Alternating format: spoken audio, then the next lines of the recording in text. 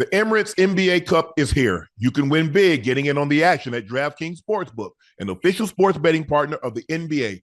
All 30 teams split into 6 groups every Tuesday and Friday, playing for the right to advance into a single elimination in-season tournament, culminating in the NBA Cup Championship in Las Vegas.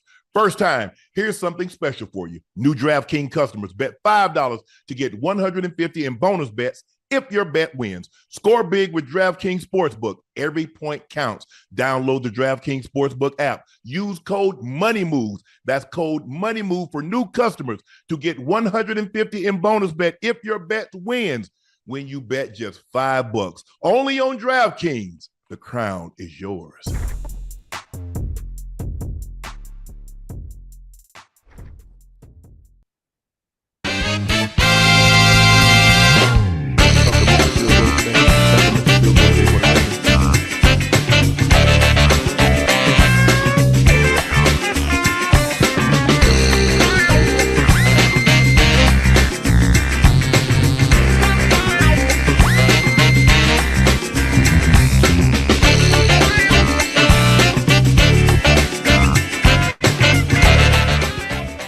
Hello, ladies and gentlemen, and thank you for joining us for another episode of Nightcap. As you watch what we thought was going to be a very uninteresting game, turned out to be a very interesting game. But the Chargers get out to an early lead, and they hang on, and they beat the Bengals 34-27, even after an outstanding performance by Joe Burrow and his wide receivers. It was not enough as the Chargers hold on and win at home 34-27. Again, thank you for joining us for an episode of Nightcap. I am your favorite Unc, Shannon Sharpe. That guy right there is your favorite Liberty City native. He's a Bengal Ring of Fame honoree. He's a Pro Bowler. He's an All-Pro. That's Chad Ochocinco Johnson. Just call him Ocho. Please make sure you hit that subscribe button. Please make sure you hit that like button and go subscribe to the Nightcap podcast feed wherever you get your podcast from. Thank you. We appreciate you. We adore you for all your continued support. Thank you so very, very much. Yeah. Please make sure you check out Shea by Laportier. We do have it in stock, knowing that the holidays was right around the corner, and we want you to have a very festive holiday season. Thanksgiving, Christmas, New Year's are right around the corner. What better way to celebrate than with Shea by Laportier? And another thing, please drink responsibly. Go follow my media company page on all its platforms. That's Shea Media, and my clothing company, 84 with 84 being spelled out. We had releases that dropped last week. I was hell when I was well. I lie for you before I lie to you in a t-shirt form. Black Nightcap hoodies, and we added Stay With Me Now to the hoodies. Our best sellers are the Unc and Ocho tees, and we've added a new color. We added it in black. So the quantities are limited, so please make sure you grab yours while supplies last. Ocho, as I mentioned earlier, the Chargers won their 4th straight game by defeating the Bengals 34-27. J.K. Dobbins ran a touchdown in late. I'm not so sure if they tried to stop him or they let him score, wanting to get the ball back with an opportunity to do what they did at the end of the game, Ocho, which is throw the ball into the end zone with a chance to tie the game or go for 2 and win the game. But it was batted down at the end. Joe Burrow, 356 yards, 3 touchdowns. He was 28 of 50. 356, 3 touchdowns, 0 interception. He was sacked 3 times, and they ran the ball decent, Ocho. 25 attempts for 110 yards. But they ran 70 plays to like 58. They ran substantially more plays. Had time of possession was in their favor, but the thing that I hate so much for Joey B is that he knows he's got to score touchdowns. Give his defense credit, Ocho, for the most part in the second half. They held him to 3 points until that final drive in which they gave up a touchdown. And I'm not so sure they didn't let him score because they wanted time on the clock, didn't want them to bleed the clock down, kick a walk-off field goal without Joe Burrow having an opportunity to touch the football. But the defense played better in the second half. But it's hard to spot teams, Ocho, 21 points in this league and then track them down. But to Bengals' credit, they tried to come back and make a ball game. Ocho, you're up against it now. You're really up against the gun right now with the 4-7 record, and you still have 2 games against the Steelers. And the Steelers are much better than we previously thought, Ocho. But this game right here, the Chargers 34, the Bengals 27. Ocho, what did you like and what didn't you like?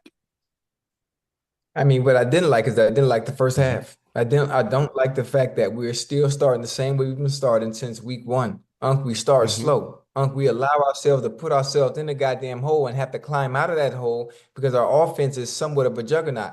If we are good as we are, if we are good as we are in the second half of football game, defense, obviously they did what they needed to do in the second half. They give us an opportunity to come back in the game and do what we need to do to make it a competitive game. And at some point, maybe take the lead or maybe tie the game.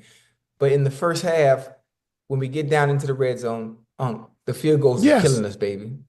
The field goals is killing us, man. And I'm looking at the TV, understanding now when we get into the red area, anywhere from the 20 on in, we have to find a way to put the ball in Yes. the end zone. We have the defense is struggling to find a way to stop the goddamn Chargers in the Yep. first half. Now I'm not sure what adjustments Lou made in the second half where it gave us opportunity defensively. We were able to stop him and hold him to 3 points, but we were able to come back and make it a goddamn game. But at that point, it's not it's what's the word I'm looking for? Nut cutting time, a nut Mm-hmm. crunching time, and we just weren't able to get it, and it's too late. We have to start the fucking games a lot You do. faster. No, not to put ourselves in the goddamn hole where everything in the second half has to be that much goddamn perfect. Yeah. Like And it's that's the thing. with the offense we have, there's no goddamn reason, man, to be able to spot a team 21 points and be able to come back in a game when you really shouldn't be able to if you spot a team 21 points. Ain't no way in hell you should be able to come back. Even if the momentum does shift, you said always it's about how much you extend and how much grace you give yourself or you give a team. And if you got a 21 point lead, chances of coming back, it should be goddamn slim. But we do have an offense where you can do it and make it happen. But we got to start fast, man. It's killing Well, me, man. The defense is so up and down. It's so inconsistent. Offensively, we start so goddamn slow. We do get in the red area. We don't get 6 points. We get 3 points, and it's killing us. that's really the issue. And people keep saying, and Joe is playing well, but he's got to get the ball in the end zone, considering how poorly your defense has been playing. Because they're second to last in red zone touchdown possession. They're giving up 72% of the drives. When they team get the ball in the red zone, they get the ball in the end zone. I don't know. Yeah. And when you get the ball into the red zone, you kick field goals. I don't know how you win those games, but let me tell you how you got back into the game. Because typical in Yeah. Harbaugh fashion, he started to run the ball, Mhm. and the Okay. Bengals started to run blitz. So now they catch you, Ocho, and Mhm. you get it's 2nd and 12. Now they got you playing behind Mhm. the sticks. Okay, let's just say for the sake of Yeah. argument, on 2nd and 12, you get 5. Okay, now it's 3rd and 7. You get another 5, which it should be first down. Mhm. Now it's 3rd and 2. Now it's Right. 3rd and 3. You see what has happened? And Right. so they kept doing that. Mhm. Bengals know, hey, this Harbaugh, he ain't gonna do anything crazy. He gonna stick to the Nah. script. He gonna run the ball on first down. Let's get him with a run blitz. Boom, and they got him playing from behind the sticks. And then Herbert, I don't know if I'm the only one, but as the game starting to Titans, he starting to Titans. Yes, sir. This game was Yeah. very reminiscent of what we saw against Jacksonville. They had a 27-point lead. Now, this is a different coaching staff, but he's the same quarterback. Right. And as the game got tighter and tighter, all of a sudden the throws that he was making in the first half when he's playing loose, boom, boom, boom. And Listen, you don't want to make them mistakes, especially as a young quarterback like Herbert. You don't want to put the ball in harm's way when you know a team is coming back or the momentum has shifted, in the Bengals' favor. So again, your decision making, it becomes a little bit different as a quarterback, as opposed to being a gunslinger that you were in the first half and taking some of those well, chances. you're the reason why they're probably coming back, because you're not throwing the ball, and on third down, you're getting the ass off the field as opposed to Right. staying on the field. And Yes, it's sir. difficult. Hey, when a team knows you got to throw the ball, it gets very, very Yeah. difficult. Now, the Chargers, they're like, okay, let's give up nothing cheap, nothing deep. We'll make them nickel and dime our way down the field. But what happens when you do that is that you allow their offense to get in a rhythm. You allow Joey B to get Right. into a rhythm with Higgins and with Mhm. Chase. And now you got your hands full. So, because when you try to Yeah. heat him up and when you try to get him off that point, he's already got a rhythm. Those guys have gotten a rhythm now. And so it's a lot more difficult to try to stop a team Mhm. once you've allowed them to get into a rhythm. And that's the thing I don't understand either. I don't understand how the Bengals, every single game, is the same damn thing. They spotting teams 10, they spotting teams 14, knowing if you spot a team let's just say for the sake of argument, Ocho, you spot a team that, knowing what your defense is. So even if we're somehow able to finagle our way back in the ball game, what's the likelihood of our defense going to be able to stand pat for the entirety? Now, the Bengals kicker, now McPherson, he's in his own head. And we're going to talk about the same thing with Justin Tucker. He's no longer automatic like he once was from the field goal or the PAT. But the Bengals, Ocho, they got their work cut out for them. They basically got to go 6-0. They've got to go. We don't have a choice. Yeah, we don't have a choice. Joe Burrow came out, 2 weeks ago and said we had to win 7 of the last 9. You lost 2. Yeah, my point exactly.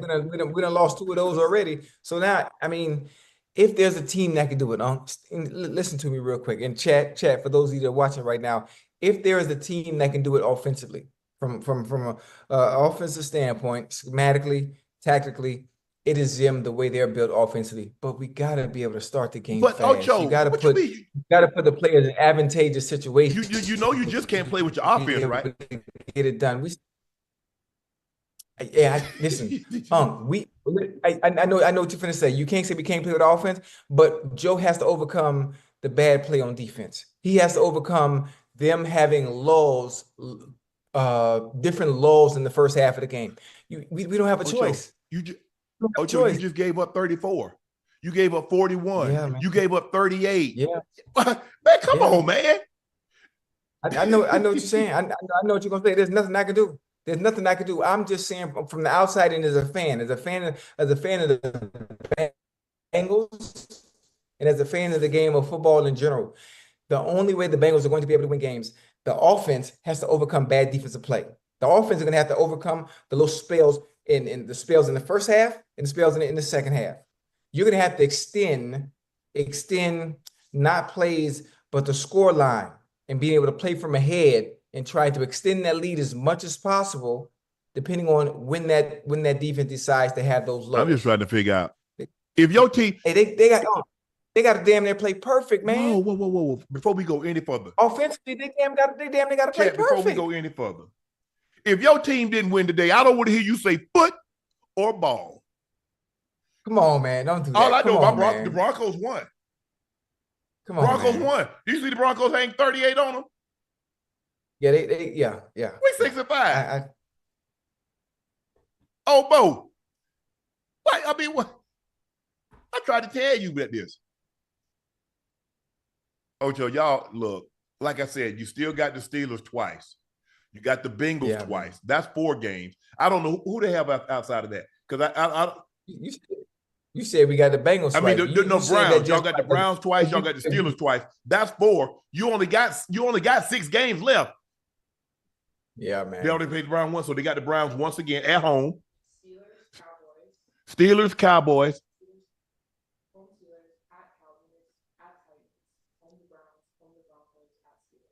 Okay. Oh, y'all got the Broncos too. All right. Well, listen, I'm gonna go out on a limb. I'm gonna go out on a limb, and I'm gonna say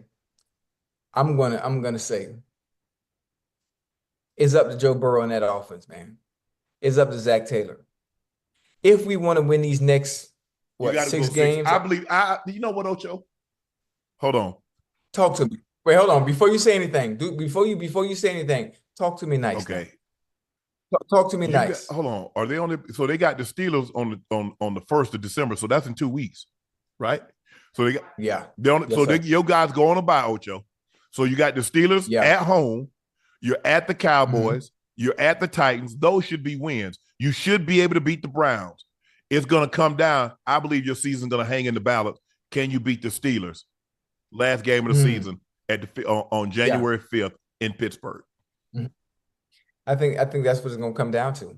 I truly believe that's what it's going to come down to. I think for us as a team offensively and defensively, Lou will be able to get those boys together and find a way to get some type of game plan, some type of I don't even know. I don't even know at this point because the season is almost over. For sure. So we shouldn't be having these issues defensively. Now, again, we played very, very well to allow the offense to be able to get back into the game simply because, like you did say, to piggyback off what you said, having the Chargers playing from behind the sticks, making it a little easier, putting the ball back in the offensive hand. back in the offense's hand and allowing them to do what they need to do. But the offense that we saw in the second half of the game that was able to come back from a 21-point lead is what we need from the beginning of the game, from the start of the game. I'm not sure what the difference is in the play calling offensively in the second half from the first, but whatever we did in the second half, we need to start the goddamn game like that. Throw the goddamn kitchen sink at them motherfuckers. I don't know. If y'all don't beat the Steelers in the first game in December, it's over for y'all. Yeah, boy. You ain't got to say it like that. But you know what? Not really. I asked likely to talk. Man, I don't know what's going on with your Wi-Fi. You got the cheap. What's going on with your Wi-Fi? It ain't working. It keep fading in and out. Do you get the because they give you two types. You can pay the extra $15 and get the super hi-fi, or you can get the run of the mill. Yeah, we see you, but it's your audio that keeps fading in and out. Oh man, damn! See, I don't like when I be in these hotels, boy.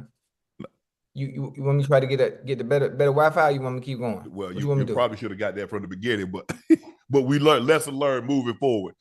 Justin Herbert now has 15 game winning drives in his career. Only Patrick Mahomes and Kirk Cousins have more since 2020 when Herbert entered the league. I guess somebody wrote a text from NFC GM. The amount of regret that teams have for not hiring Jim Harbaugh when they had the chance is very real. Ocho, will Jim Harbaugh be the best thing to have happened to Herbert in his career? Absolutely. Absolutely. You have to understand, I see Harbaugh similar to a Dan Campbell. I see Harbaugh similar to that of a Deion Sanders. You go somewhere, and the places that you do go, not only do you turn the franchise or the program or the organization around that you're with, the quarterback that you're attached to also has success.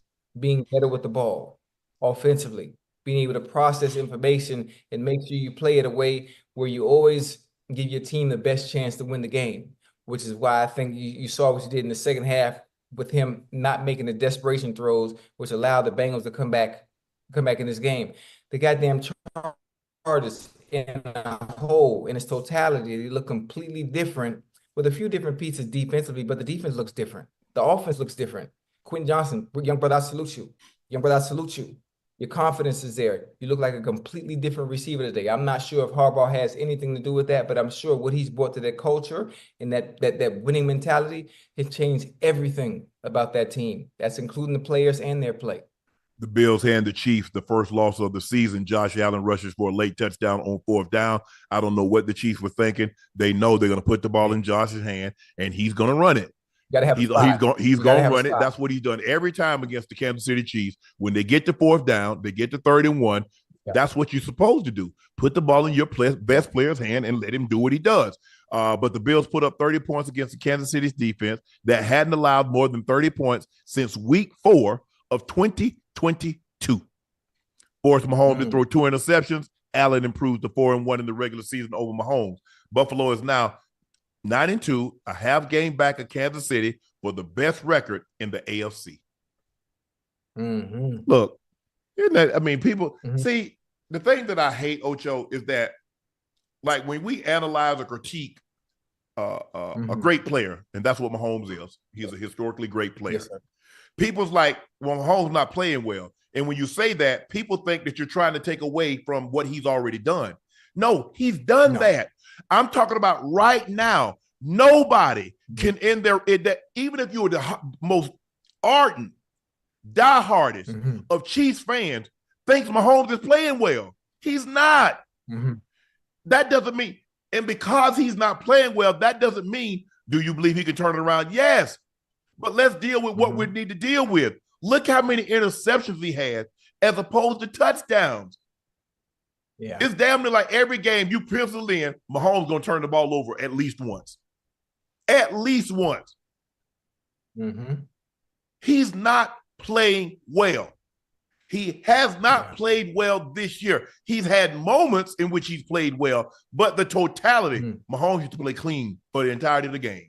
He would go stretches where he'd have 5, 6, 7, 8 games, and he would be virtually impeccable.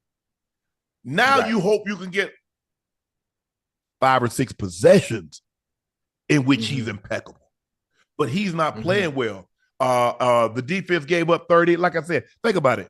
And see, this is what normally happens. You know it's going to be a situation, Ocho. Somebody is going to put points on your defense. Yeah. This is where Mahomes needed to have that game to go get 31, to go get 34.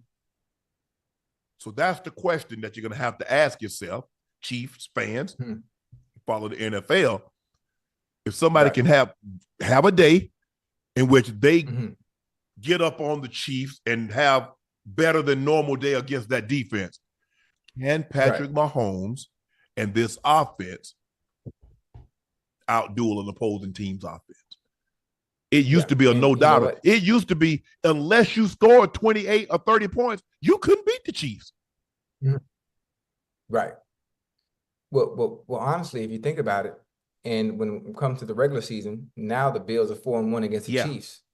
But where it counts, when we talk about that dueling situation when it matters most, and Patrick Mahomes coming in and playing his best football in opportune times, it's been in the postseason where they are 3-0 against the Bills.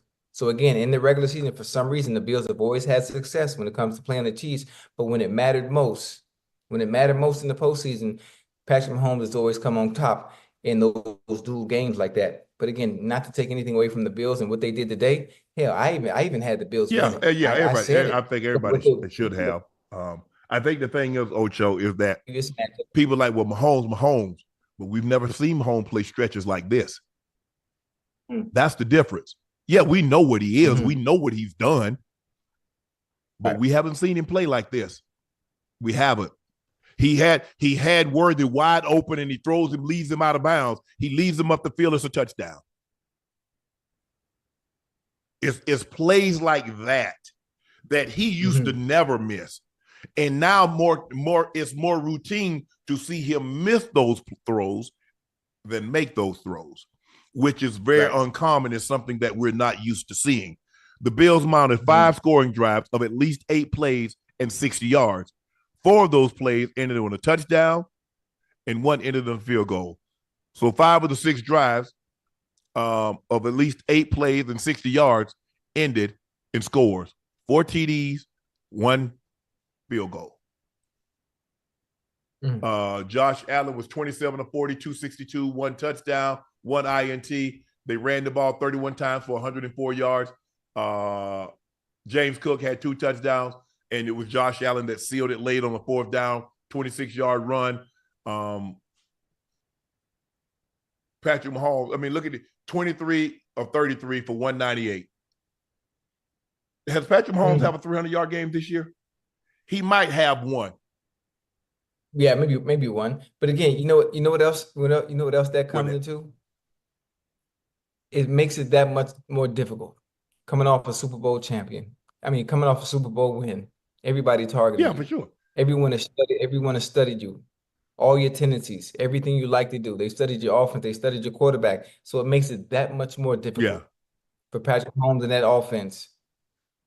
The people have game planned and prepared to play you. So I think things are a little bit more difficult for them. And that's on Andy Reid to continue to do what he does and being as creative as possible to throw the team that you're playing off, because they're a little bit better prepared. Yeah. But give Buffalo credit. Buffalo is playing extremely well. Josh is playing. He's running. You look at 6'5", 6'6", 250, 255, and he can run. And he's a low. Once he opens up, man, who trying to tackle him? DBs ain't trying to tackle that man. So bad, please. And but he's playing well. He throw the ball away. He's had 3 consecutive games, if I'm not mistaken, turning the ball over. But he didn't turn it over when they was in the red zone, because a lot of times they was getting in trouble. He was throwing picks in the end zone. He was fumbling the ball in the red zone, and he was taking potential points off the board, even though any drive could have ended in points, but when you throw the ball in the end zone and it gets turned over, you're already in field goal range. But yeah. Dang.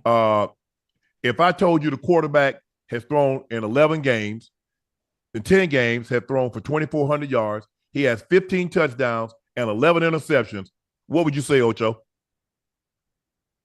They're probably losing. Thank you. They're probably losing. If you don't put the name, and you just say the stats in Yep. general, a losing Yep. team. And whoever it is playing very Yep. bad. Very bad. And so And the fact that it looks like that, and they're still 9-1, that says a lot about the player in general also as well. he's only had 2 games this season in which he has not thrown an interception. Yeah. 2 games. Okay. How many 300-yard games He has one had? against the Saints. Only one, right? Yeah. Okay. Dang. Came close against the Ravens. He had 291. And then against the Bengals, he had 151, 217 against the Falcons, 245, 331 against the Saints. He had 154 against the 49ers, 262, 291, 266, 196. His completion percentage is off the chain, but that we understand why. Because they run a lot of smoke screens, they run a lot of screen plays, a lot of shallows, a lot of spots. So it's not like before where he was pushing the ball down the field like he used to. And we understand the offense changed substantially once they lost Tyreek. They found a new way to get the ball down the field. They're not as explosive as they once were. Right. As long as you win, you win. But you make it very, very difficult when you turn the ball over. And even as great as your defense is, you keep turning it over, they're going to crack. Yeah, they're going to crack. Definitely. But give Buffalo credit. Let's not take anything away from them. They played really, really well today.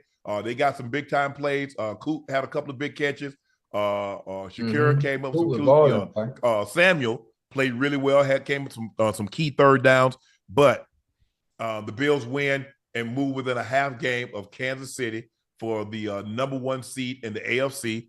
The Bills fans hang a Kermit the Frog puppet, and if I'm not mistaken, Ocho, they had a 15 on his jersey. Ocho, what do you think about this? I mean, listen, it's an ongoing thing with them making fun of Mahomes' voice. Mahomes because of his voice, because of how he talks, and comparing him to Kermit. I think it's been an ongoing thing. I think Mahomes has addressed it.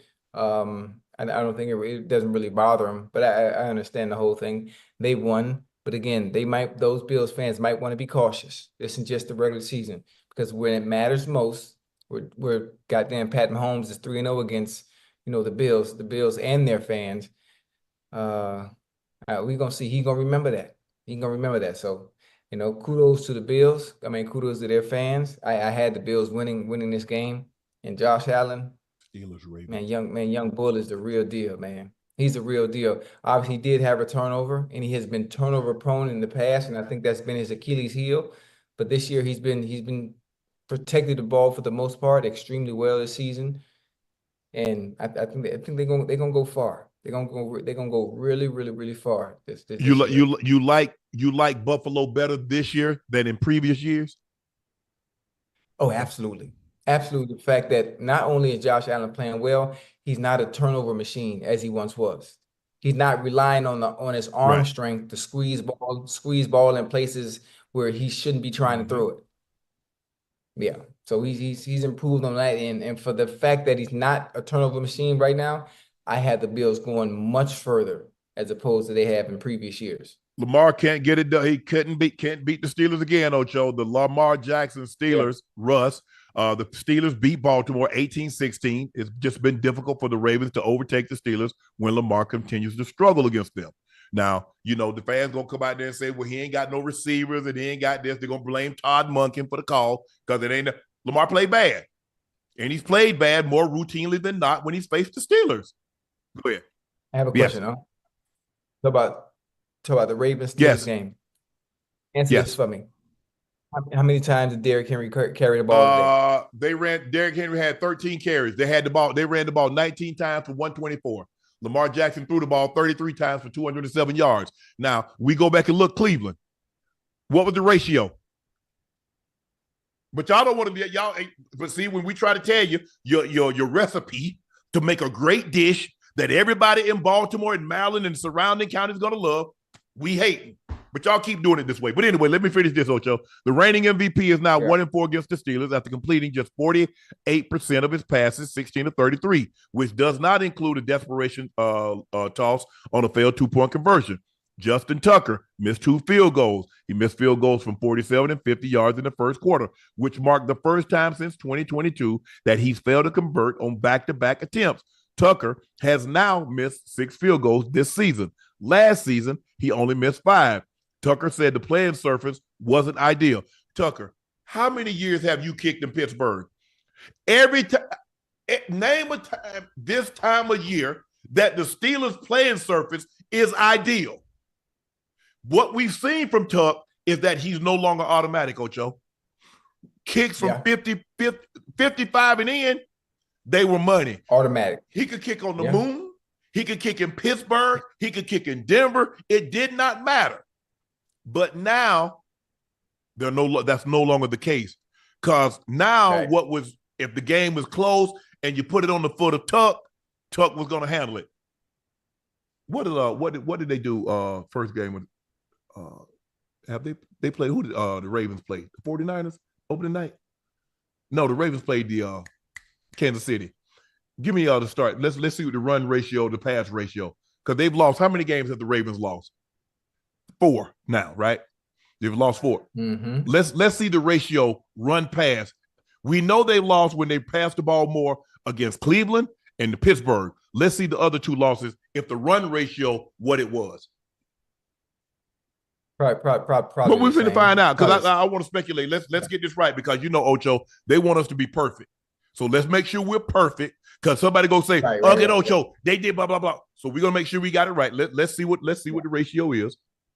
Hey, you do know if Tuck makes one of those field goals, the Ravens win the game. Well, right? if that's to say if Steelers cash one of those red zone possessions, they win the game, right?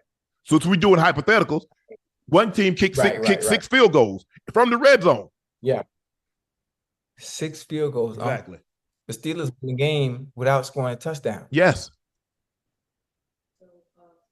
In real life. This ain't no video game. Shh. And they got damn defense, boy. They know they were playing. 32 of them was running plays. And they had 72. So that 74. So that means the other 40 was throwing. Okay. So they threw it more against Kansas City. Then they ran it. Right. They lost. They threw it more against the Steelers. Then they ran it and they lost. They threw it more against Cleveland and they lost. What did they do against the Ravens? They lost against the Raiders also.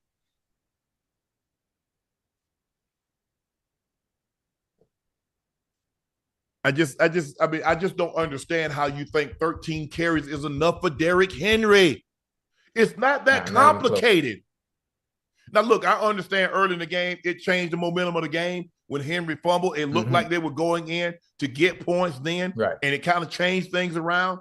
But give it back to him.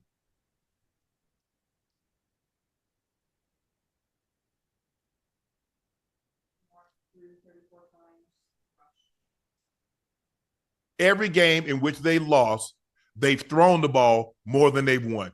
Than they've run it. When they run it more than they throw it, guess what happens, Ocho? They win.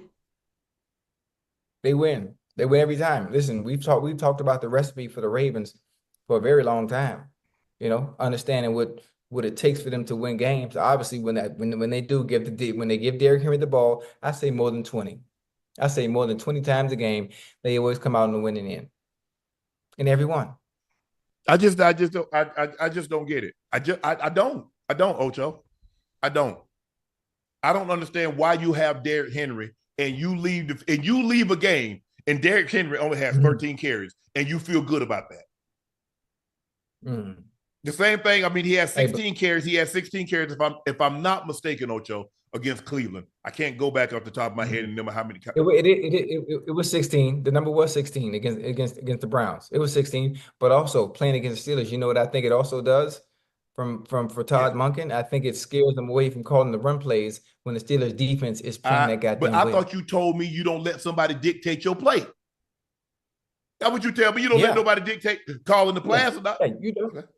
Yeah, you don't. You're not supposed to. But again, when things aren't working and it's not going good, you tend to stray away from it when another team is not allowing you to do what you want to do. We saw this against the Bengals. You remember in overtime, they give the ball to Derrick Henry. What did he do? He ran them to a victory.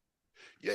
Look, this ain't college where guys average 10 yards a clip every time they touch the ball. Yes, it's a lot of 2 yards, 1 yard, 5 yards, but you wear down the defense and plus play action. You don't just ask Lamar just to drop back and throw the ball. That's not what he is. Can he throw the ball? Has he got exponentially better? Yes. But you need to play action off of that because the Steelers are very good. They got a nice scheme.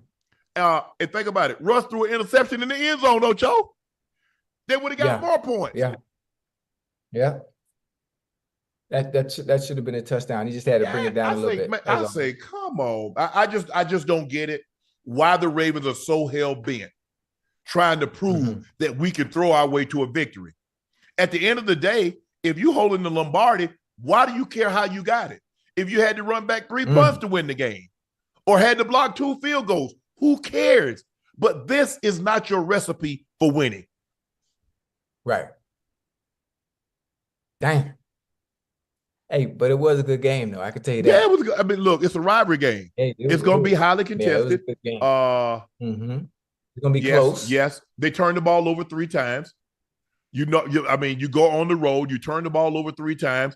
You probably shouldn't have been in the game. To begin you probably shouldn't have had to be in the game. And based on what we've seen from the defense, they normally they gave up 18 points and they kept them out of the end zone. You know, the Ravens teams have been having their way with the Ravens in the secondary, Ocho. So give the Ravens credit for standing on their head and keeping them out of the end zone. But this was a very winnable game. This was a very winnable game for the Ravens. And they've got to find ways to win games like this. But I tell you what happened. Yes, sir. They play it like this. Jared Goff just sprungboard right back into the MVP conversation. I don't know if you saw his game today. Did anybody see his game today? I saw it.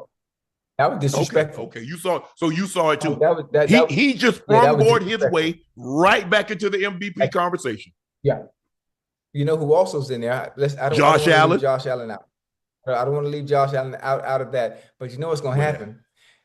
Lamar Jackson has an off game. He has a game where he doesn't play well today. But what's going to happen? It's going to come back next week, and he's going to put himself right back in the front runner. Well, I still believe he's the front runner. I'm just saying that Jared Goff got his way back into it because he coming. Think about it, Ocho. He threw 5 picks, and they still found a way to win the game because last week. Because in that final drive, when they needed to get in position, what did he do? He made every throw. So now it's much worse. You throw 5 interceptions and you lose the game. But he ended up having the game-winning drive. So people go like, okay, yeah, he played bad, but when they needed to have something, he went and got it for them. I still believe Lamar's in the front. I mean, he had a touchdown and an interception, so now he has 25. He's 25-3. That's still pretty damn good stats, Ocho. And they're 7-4. They're 7-4. Now, Goff does have great numbers, and they've only lost 1 game. So can I add something? I don't mean to do this, but if the Bengals were winning, Joe Burrow would also for sure, absolutely. The numbers would dictate. I just want to throw that out there. But y'all not. We dealing with people that are winning, so don't bring that up again. Win day. Come on, Chad, say it with me. Win day gonna win a game. Win day gonna win a game. Win day gonna win a game. That's not necessary. You got to do that. Listen, I'm already in my feelings about my Bengals, man, and I was hoping we could pull it off today, and just it's like if it ain't one thing, it's another. If it ain't one thing, it's another, man. God dang. Yeah, it is. I don't know, guys. I don't know if y'all know this, but I used to vote for a decade. I voted for all the awards, all pro, defensive and offensive player of the year. And I'm just telling you how they got. I know there's 50 men and women. I'm just telling you how they think. Y'all can say all that hate-ish y'all want to, but I'm telling you, Jared Goff won a game in which he threw 5 picks because he had the game-winning drive. And he followed it up today. Did y'all see them drop a 52-piece? Ocho, did you realize they went touchdown, field goal, kneel down? Let me say that again. Touchdown, touchdown, touchdown, touchdown, touchdown, touchdown, touchdown, field goal, kneel down. And I don't know if y'all know it. Y'all make it seem like that man got like 5 touchdowns and seven touchdowns and 5 picks. Go check his stats out. Right. And they're winning. They're the number 1 seed in the NFC. Mm-hmm. Yeah. The same thing. Lamar didn't have the greatest numbers last year. He was 24-8. He was the number 1 seed. Jared Goff is going to have outstanding numbers, and it looks like they're heading for the number 1 seed. Number 1 seed, yeah. Man. Damn. 3 turnovers, 2 missed field goals. And it seems like the Ravens played their worst football when they played the effing Steelers. Every time. Damn. Listen, you know, again, the game is not as physical as it once was when we were playing Unc. So I can't really say it was it's a 2 chin-strap game. You got to bring your ass 2 chin-straps and buckle that motherfucker up, because obviously the turnover with Derrick Henry was somebody coming from the side. It wasn't a hit, like oh my goodness, he hit him so hard he fumbled. But it was, I'm not gonna say luck. Just he had the ball and at the wrong opportune time it came out. That's it. And obviously 2 turnovers, the other 2 turnovers. You take Justin Tucker, it's a game of inches, Unc. Justin Tucker makes one of those field goals, it makes a difference in the ball game. I know it's a hypothetical, but it makes a difference in the ball game. That's why when he was automatic, if he was automatic like he once was in the past, it makes a difference in the game when the offense is sputtering, when the offense isn't playing well. But you know what type of game it's going to be.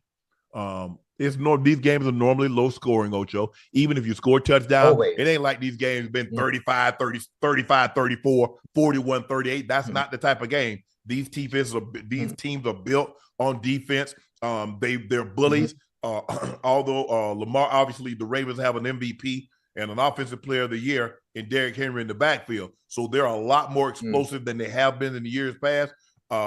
Flowers and Bateman and Aguilar and Likely and Andrews. They got they got an offense. There's no excuses for the Ravens this year offensively. There's none, Ocho. There's none. They got Hill, they got Henry. They got 2 outstanding tight ends. They got good they got good receivers. I love Zay Flowers, Bateman, Aguilar. Wallace. They got some really talented and good players. The thing that concerned me was the defense, because I'm still a little shaky on the secondary, Ocho. I am, but I got to give them credit today. They kept George Pickens under control. He had 12 targets, 8 catches. Washington had 2 catches. Harris had 4. They kept him really under control, running the football, 34 carries for 122. Yeah. And the Steelers had 72 plays. They ran 72 plays to the Ravens 52, 55. How many total plays did the Ravens have? It says Lamar threw the ball 33 times. They had 19 rush attempts, but you probably had a couple of plays, throwaways, penalties.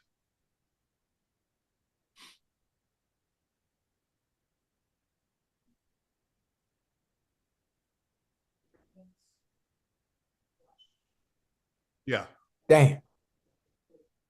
So that's 52. So they have 52 to 70. So the Steelers ran 18 more plays. 54 to 74. So they still ran 20 more. Okay. Are the Ravens their biggest detriment? This is what Lamar said. Absolutely. It's been that way ever since last year. I believe going back to the AFC Championship game, we killed ourselves. The Chiefs game in the over, we killed ourselves. Raider game, we killed ourselves. Today, same thing. We can't keep beating ourselves in these type of games. Ish is annoying. What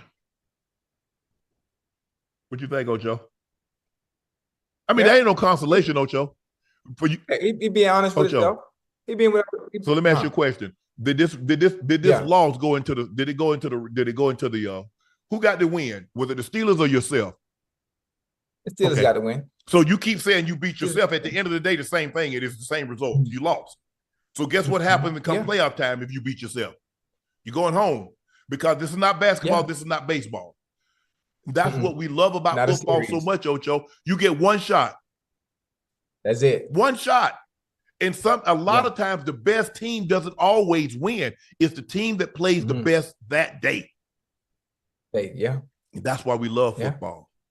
Because we're going to probably get that upset. You're probably not going to get the upset that you would normally get in a series, because the better team over a 7-game series, the better team would normally win. Come back. Right. But in one game, and anything can happen. Right. They got to find a way to fix these miscues. They got to find a way to tighten this thing up. They got to go into the play. Listen, I don't care what anybody says. Derrick Henry needs to get the ball more than 13 damn times. Period. Yeah, most definitely. More than 13, I don't care more if than Lamar 11. Jackson is going perfect and we've seen him go perfect. He had a perfect game. What was he, like 17 or 18? But look how many carries they give Derrick. Y'all got to give him the ball. That's why you brought him in. Yeah. He's not a fancy accessory. He's a necessity, not an accessory. Right. Y'all need to treat him as such. Right. Jets continue continue to be terrible. The Colts go on the road and they win. Aaron Rodgers' worst winning percentage than Zach Wilson and Sam Darnold in a Jets uniform. Winning percentage and starting quarterbacks for the Jets. Zach Wilson, 364. Sam Darnold, 342. Aaron Rodgers, 273. The Jets fired Robert Saleh when the team was 2-3. One game out of first place in the AFC East. The team 3 losses at the time: 49ers 5-5, Broncos 6-5, Vikings 8-2. Denver, Minnesota were 1-score losses, with the Jets offense failing to score on their final possession. Since they fired Robert Saleh, the New York Jets are 1-5. So who they gonna point the blame at now? I'm just curious. The media. Who they gonna point the blame at now? When Aaron Rodgers talks, who is he going to blame? The media. Well, he can't blame Mike Williams, but the media. It's the stench in the building because they've been losing so long, and these guys don't understand what it takes to win. He ain't gonna play. He gonna put it on himself now. Oh, you waiting on? Oh, you thought he was gonna say him? I would hope so. I would think at some point, understanding that you are the leader of that team, that at some point you take accountability. You take accountability for the fact that maybe I'm not playing well. Maybe I'm not playing as good as I should be to give us a chance to win. In those moments when it counts most, am I making the throws? Am I making the plays to give my team the best chance to win? You know what? Right now, I'm not playing well. Not once. Not once have we heard that at all. M-E. The numbers speak for itself. Mess. That's what they need to be shouting. I would go to there with fire marshal is on one side, I would be on the other side. M-E-S. Mess. They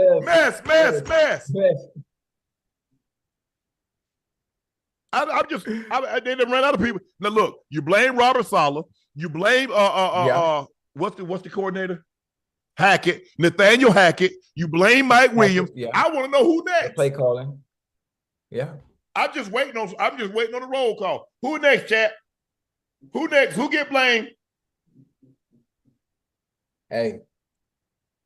Again, the funny thing about it is this has been an ongoing issue, whether Aaron Rodgers was there or not. Regardless of what quarterback was at the helm, regardless of what quarterback was there in that situation, the Jets have always had this problem for a very long time. For a very long time. They haven't had a winning season for a very long time. Maybe I thought he found the fountain of youth. What about that cayenne pepper and water? I thought that was the fountain of the youth. Fountain of youth. What about when he, what do you say? You got to embrace the darkness. I thought we embracing darkness. I thought we was on that Hasawaka or that Wasatusa or whatever it is. What's that? You know that stuff that get the hallucinogenic properties in it. It calls you to go out of your mind. Maybe you need to take another trip.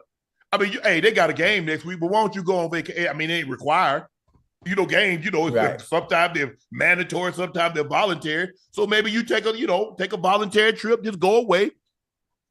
Right. I mean, 3-8. What you think the Jets record would be without him? If I'm 3-8 with him, you don't think I go 3-8 without him and save $50 million? Yeah. Yeah. Yeah. But you're paying for what you think you're going to get. You're paying for what you think you're going to get from the past and what he's done in the past based on his resume. That's what you're Yes. paying for. But see, that's what I love about sports, Yeah. Ocho. Because it's the one thing that you require, you update your resume every single week. Got to. You got to. Oh, you got this great resume? Oh, it's unbelievable. It's impeccable. Mm-hmm. Yeah. Janet Jackson said it best. She said, "What have you done for me lately, though?"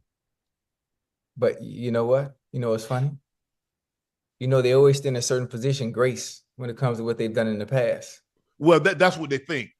They always extend a certain quarter, a certain position. They extend them grace based on what they've done in the past. I believe, Ocho, this is how I believe. I believe, yes, sir, that there's never been a player or a person that's been above reproach. I don't give you what you deserve. I give you what you earn. He's earned the criticism in which we're leveling against him. Everybody knows, if you know me, if you follow Shannon Sharpe, for my time on Undisputed, I've been Aaron Rodgers' biggest supporter. Do I think he's arrogant? Yes. Do I think he's flippant? Yes. Do I think he's condescending? Yes. Do I think he's dismissive? Yes. Do I think he blames others for his mistakes? Absolutely. But I say he's he's the greatest thrower of the football that I've ever seen with my own two eyes. Yeah. And I believe I can fairly assess. Do I like how he's treated someone to blame others? No. But that doesn't stop me from doing my job and saying he's a damn good, when he plays well. I have no problem saying Aaron Rodgers has played well for 7.5 years.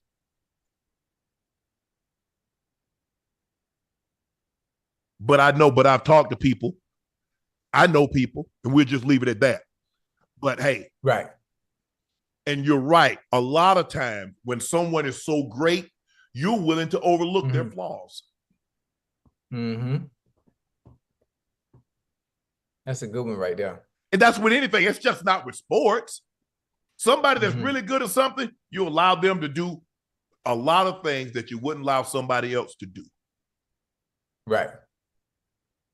But what I think, the thing that I love most about a person, about people that have power, is they don't abuse it. John could miss practice, or he could not be at many camps, or he could do something. Never. Right. But see, when you blow it off,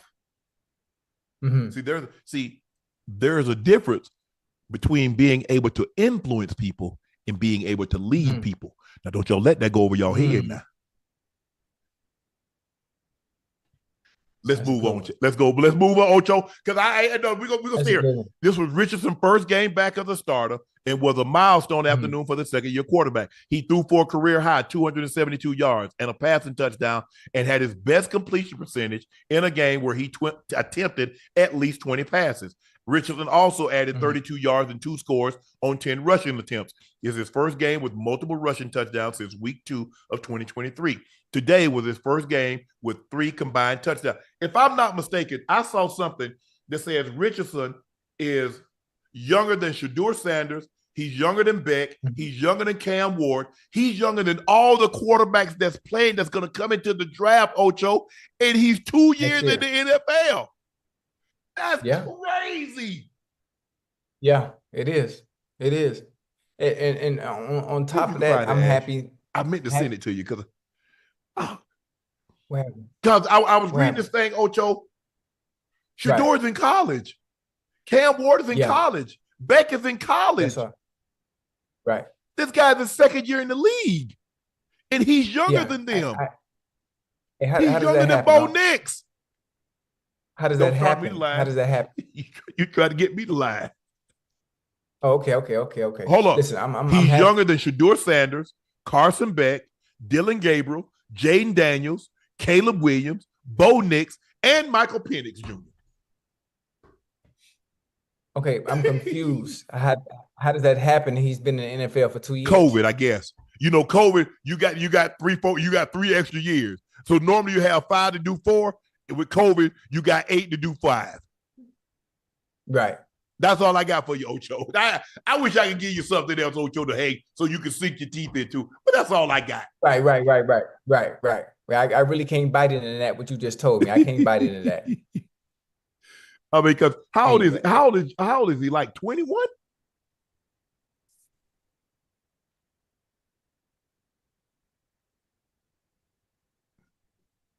He just He is turned 21. That's 22. it. Well, young boy, young man, Yes. young. I'm glad he played. I'm I'm glad he glad he bounced played back well too. today. I'm glad he bounced back I'm too. glad, but you know what And I you know do? what, Ocho? I Maybe need that to. situation Yes, sir. where he pulled himself out of the game, he learned. Right. He young. Yeah. He young. I Yeah. mean, lesson learned. Sometimes, Ocho, you Hmm. just keep your mouth shut. Yeah. That you ain't got to share everything with everybody. Right. Right. He was a little too honest. A little too honest. He was a little too honest to a fault. Sometimes Too honest. it is okay to misspeak the truth if it will save great harm or embarrassment. Mhm. Yeah. Hey, you know what What that? else I need him to do What you offensively? need? You already know he had a shoulder Yeah. surgery. Shoulder He got to surgery. stop lowering that His shoulder. first. Put that the bad shoulder. Hey, Give him the left. they Ocho, got it. I need this one. Forget that part. These are design runs, Yes. Unc. They put him in harm's way with design Yep. runs. Obviously trying to take the ball out of his hands and making sure he doesn't, have any turnovers and make sure he protects the ball. They give him design runs.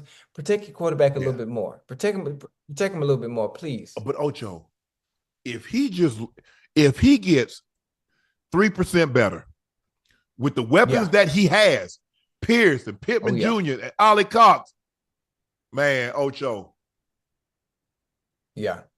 Because he got weapons. Jonathan Taylor can run the football. They got a solid offensive Very line. Now, well. it's not as dominant as it once was, but they're still solid. Yeah. It's still Yeah, most solid. definitely. But boy, if he just get incrementally better, go into the lab and says, Mhm. I'm going to get better at throwing this damn football. Yeah. Being able to touch, being finesse. Every Man, ball doesn't have to be a bullet. with that offensive wet skill, the weapons that he has, Mhm. hey, he can be special, man. Because you see it, Yeah. what is he, 6'4", 255, he can run, got great He can run. athleticism. But at the end of the day, you got to be able to throw the football. The best quarterbacks were probably your least athletic. They're the least athletic players on the effing field. Now, I mean, obviously you take Vic and you take guys like Vic and Lamar, but on average, when you go back and look at all the quarterbacks that have played, Yeah. Mhm. the only position they could have played was quarterback. Let me ask you a question. Yeah. What position you think Tom Brady was going to play other than quarterback? Peyton, Danny, Joe. They ain't got no What if they going to play? They ain't play anything nothing but quarterback. Yeah. Hey, Vic could have been a running back, could have been a DB. Same thing with Lamar, could have been a running back, could have been a wide receiver. Most of us played quarterback at some point in time. Played wide receiver, played running back, played DB. I guarantee you, most of the quarterbacks, the only thing they ever played was quarterback. Quarterback, yeah. Detroit was firing on all cylinders today, Ocho, as they demolished the Jags 52-6. The Lions set a franchise record for margin of victory, plus 46. Total yards, 645. First downs, 38. Detroit scored touchdowns on each of its first 7 offensive possessions. The Lions are only the third team in the past 45 years to do it. The two are the Patriots, the 2009 Patriots, and the 2007 Patriots. A team you might remember won every game they played that season until the Super Bowl. So Jared Goff was 24 of 29, 412 yards, 4 touchdowns, 0 picks. They ran the ball 43 times for 196 yards. And they had 449 total passing yards. They took Goff out. Herndon Hooker came in. He was 3 or 4. Amon-Ra St. Brown, 11 catches, 161, 2 tubs. Jameson Williams, 4 for 124. Touchdown. Jahmyr Gibbs, 1 catch, 54 yards. Khalif Raymond, 2 catches, 30 yards. so forth and so on, and a partridge in a pear tree. Hey, how you stop that, man? When they click it like How you that, stop that when you're getting contributions from everywhere, from your running game, from your passing game? You got two receivers going over 100. You can't find a way to stop Amon-Ra. You can't find a way to stop Jameson Williams. Then you got to deal with the goddamn running game. You got to deal with Montgomery crazy ass. You got to deal with goddamn Sonic the Hedgehog and Jahmyr Gibbs. There's nothing you can do. And then defensively, defensively. You got damn Brian Branch, crazy ass, and the rest of that goddamn company out there. They playing extremely well. What do you do? What do you do? You hang up 52. This is an NFL game. This is an NFL game against another NFL team. An NFL team that's supposed to be the best of the best. I know it's the Jags. But still, these are the 1%ers. These are the 1%ers in the world where we are displaying our best players that we had to choose from in a draft, in free agency, or however they were acquired. I think they got 52 points hung up on them, Unc. 52. You got to force them to turn the ball over. If they don't turn it over, the likelihood of you keeping them out of the end zone. Ben Johnson is doing an unbelievable job. Didn't he get fired somewhere? Did somebody fire him? What was he at? Wasn't he at New Orleans? Where was Ben Johnson at? Because this ain't his first job. I don't think it's his first OC job. Yeah, Mr. John, he won with the Colts at one point, or am I tripping? I thought he was at the Saints. Or was it Carolina? He was with the Dolphins? That's his only job? That's his only stop?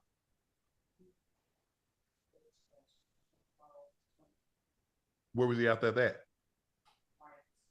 Oh, okay.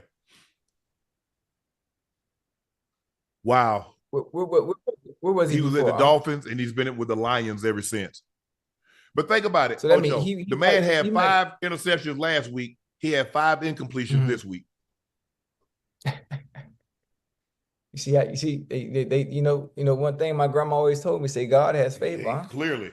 Because remember, Ocho, he had a game where he was 18 or 18, 19 or 19. Damn near perfect. I think that was 3. So what is Jared Goff's stats now?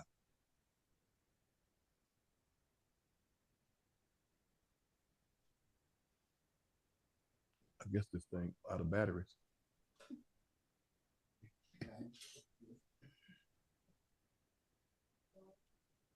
You put him up. Ash is getting Jared Goff stats right now.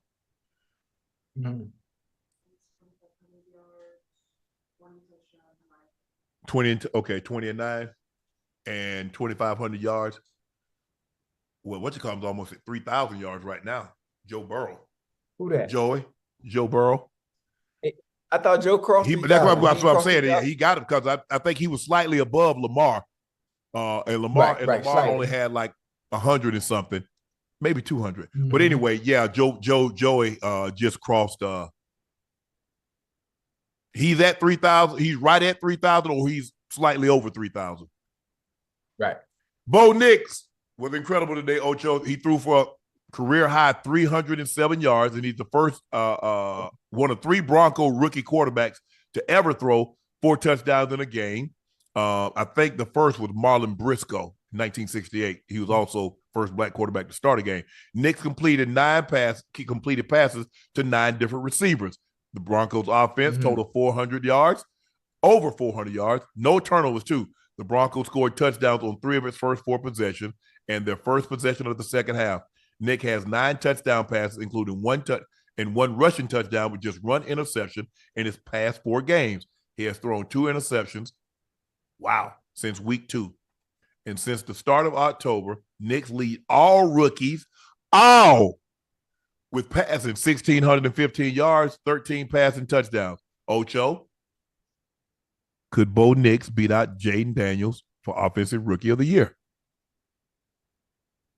It's a possibility. It's a possibility. If you can string together more games like this, I think it can happen. But again, I think it's going to be a tall feat. It's going to be a tough task because Jaden Daniels is playing extremely well. I think Jaden's coming off a loss, if I'm not mistaken. They had back-to-back losses, didn't he? Yeah. Right? Yeah. Oh, he ain't taking the back seat. I mean, Bo has played unbelievable. He played unbelievable. And I'm not so sure the stats aren't too far apart. Now I know Jay got off to the great start. He had some impressive, national televised game. We saw him on that Monday night, Ocho, when he had that dime throw to McLaurin, and they ended up beating Cincinnati. So they've had some big wins. But Bo Nix numbers are really good when you look at it. When you look at the way he's played, and the Broncos are 6-5 with a chance. Look, we all believe that Kansas City gonna probably win that division. But the Chargers are right there. Look like they could potentially make the playoffs. But I don't think the Broncos are out of it either. No, they're not. Bo Nix is played really well, and I think we also need to give kudos to somebody that we jumped on a lot. As a coach. The way he's coaching, the way he's conducted himself when it comes to talking and dealing with players, he's done a phenomenal job with Bo Nix. Sean Payton. Kudos to you, salute to you, and what you've been able to do with him and turn that Broncos team around offensively. And obviously defense, you know what you're going to get from those boys, but offensively, you never know what you can do with a rookie quarterback. And he has Bo Nix playing really goddamn well. So Sean Payton, I want to give you your flowers as a quarterback whisperer that they say you are, that you've done a hell of a job. Look, hell of a goddamn Russ job. is playing well, but for whatever reason, yeah. He and Sean just didn't mesh. No. It was oil and vinegar. It was whatever things that don't go together. Gravy and ice cream. I don't know, whatever you want to put, Ocho. They just didn't go together. Now, I don't know if it was what Sean had heard about Russ before he got there and he didn't give him a chance. I don't know what it was. Right. But this offense looks different, Ocho. Yeah, completely. It looks different. Now, granted, Bo Nix is a lot more athletic at this juncture than Russ is. Now, we know what Russ was when he first got into the league. He was effing Houdini. Yeah. It was improv. And a lot of Seattle, it got to where at the end that it was all improv for Russ, that in order for a Seattle offensive play to work, Russ had to be Houdini. He had to be a magician. Yeah. But as you know, Ocho, as you get older and some of that athleticism starts to wane. Yeah. You got to be that much better in other areas, huh? Yes. And you look at Russ looks different. He looks like he's playing with more confidence. It's great to have somebody that believes in you. He believes that Mike Tomlin believes in him. Yeah. He believes in him. Gave him that chance.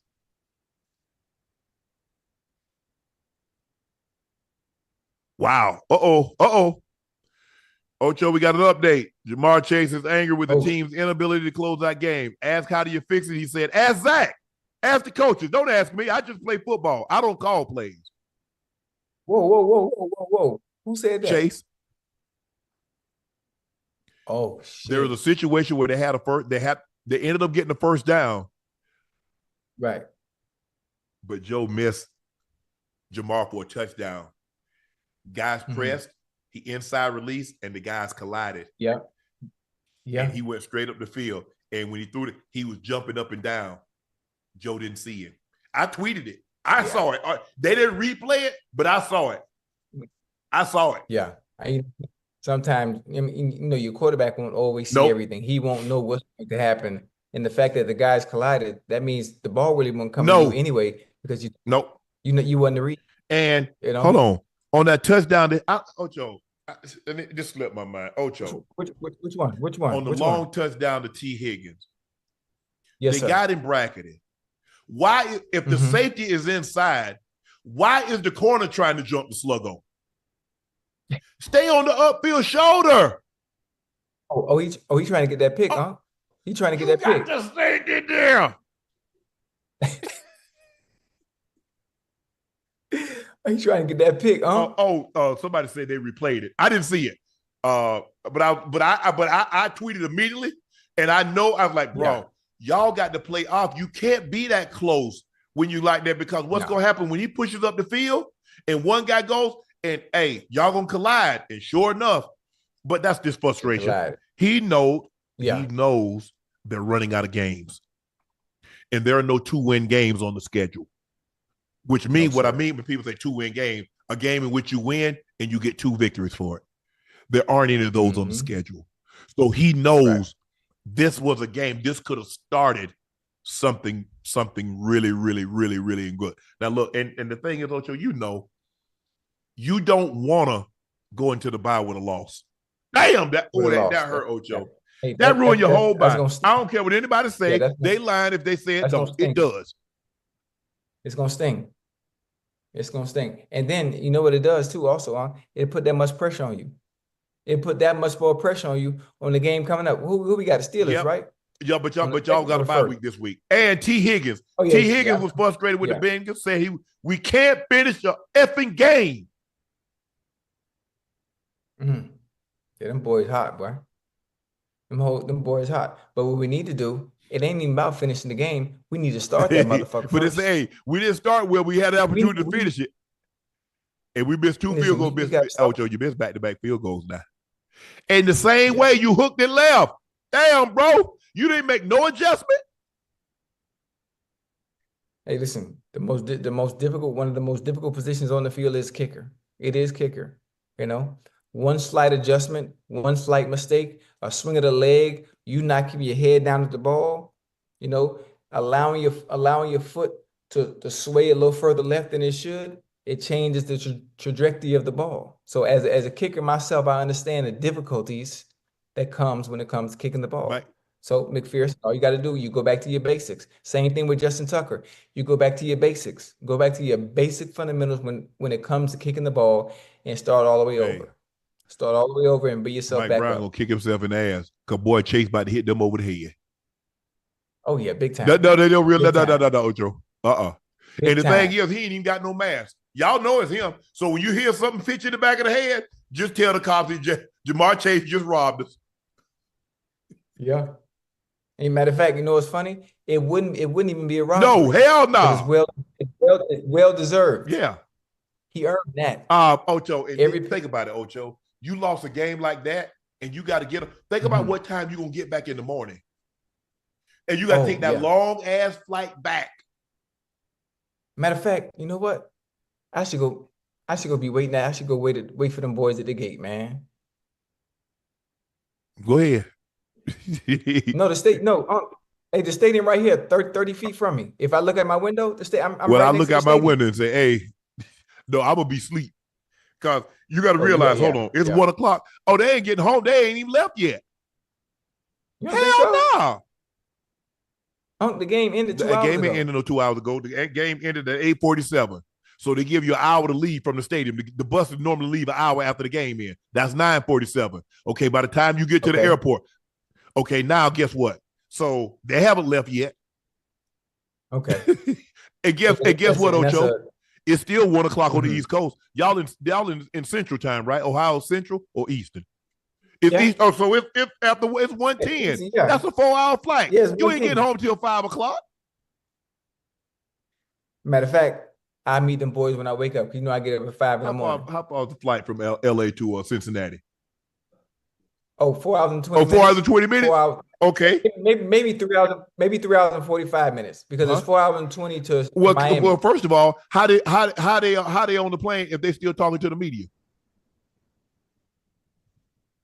I mean, those media clips not live, huh? They live. Actually looking at them. Oh, it's live? Oh, and they still mad? But hell yeah. The media give you a little time to cool off, take your little shower, whatnot. Yeah. So you don't say the wrong thing. I'm still mad.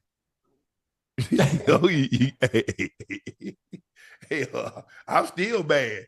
Man, losses like that, Ocho, and especially like that. You could have won and you should have won.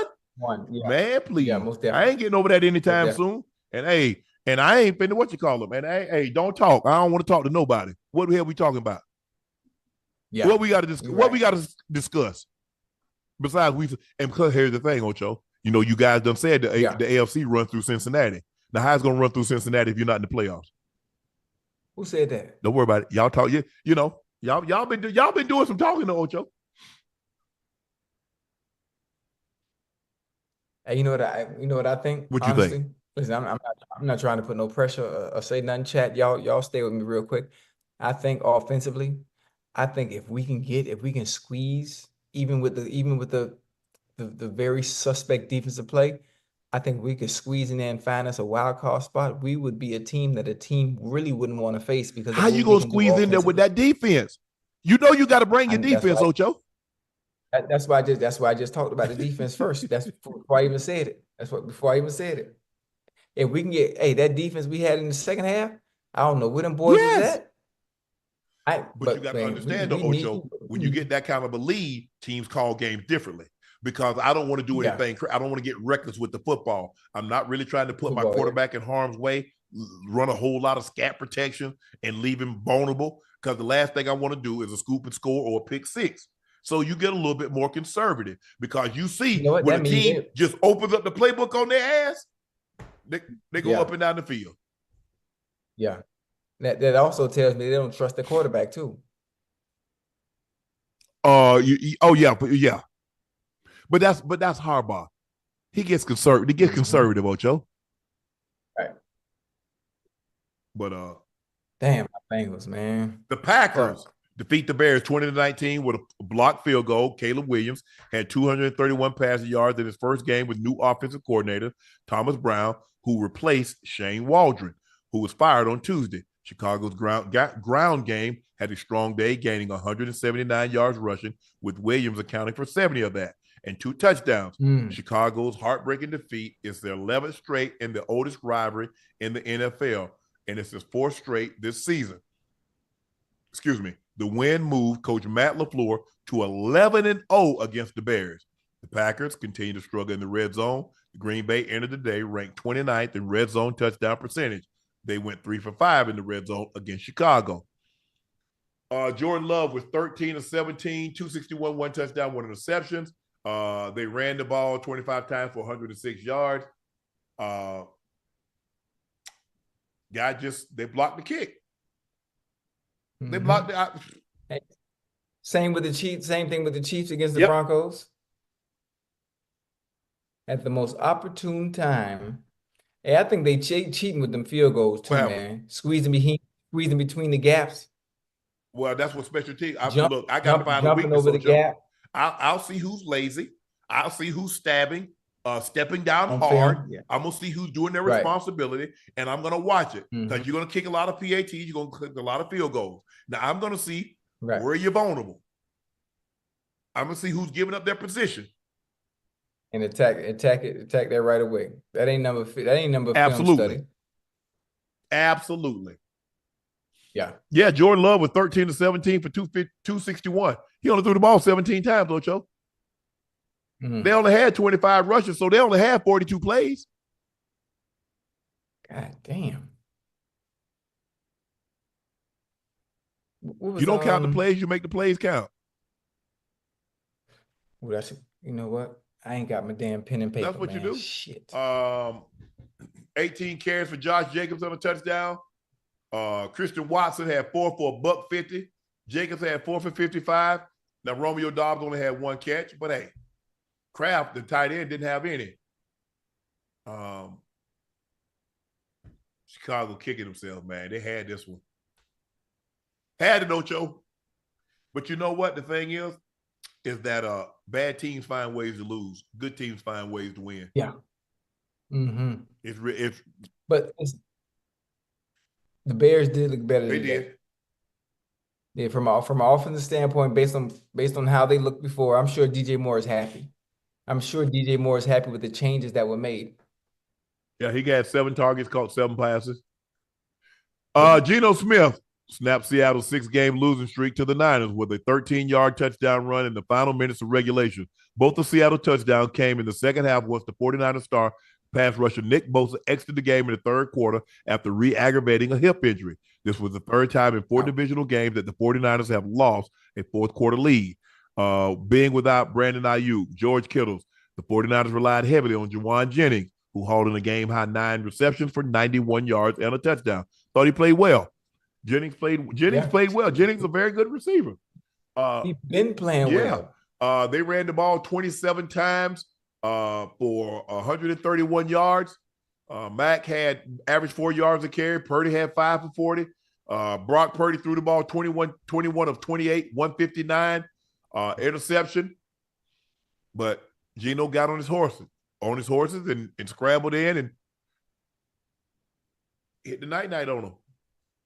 Night. Uh, Goddamn, Jackson Smith and Geno. Jigba, 10 for $110. DK had 7 for 70. They ran the ball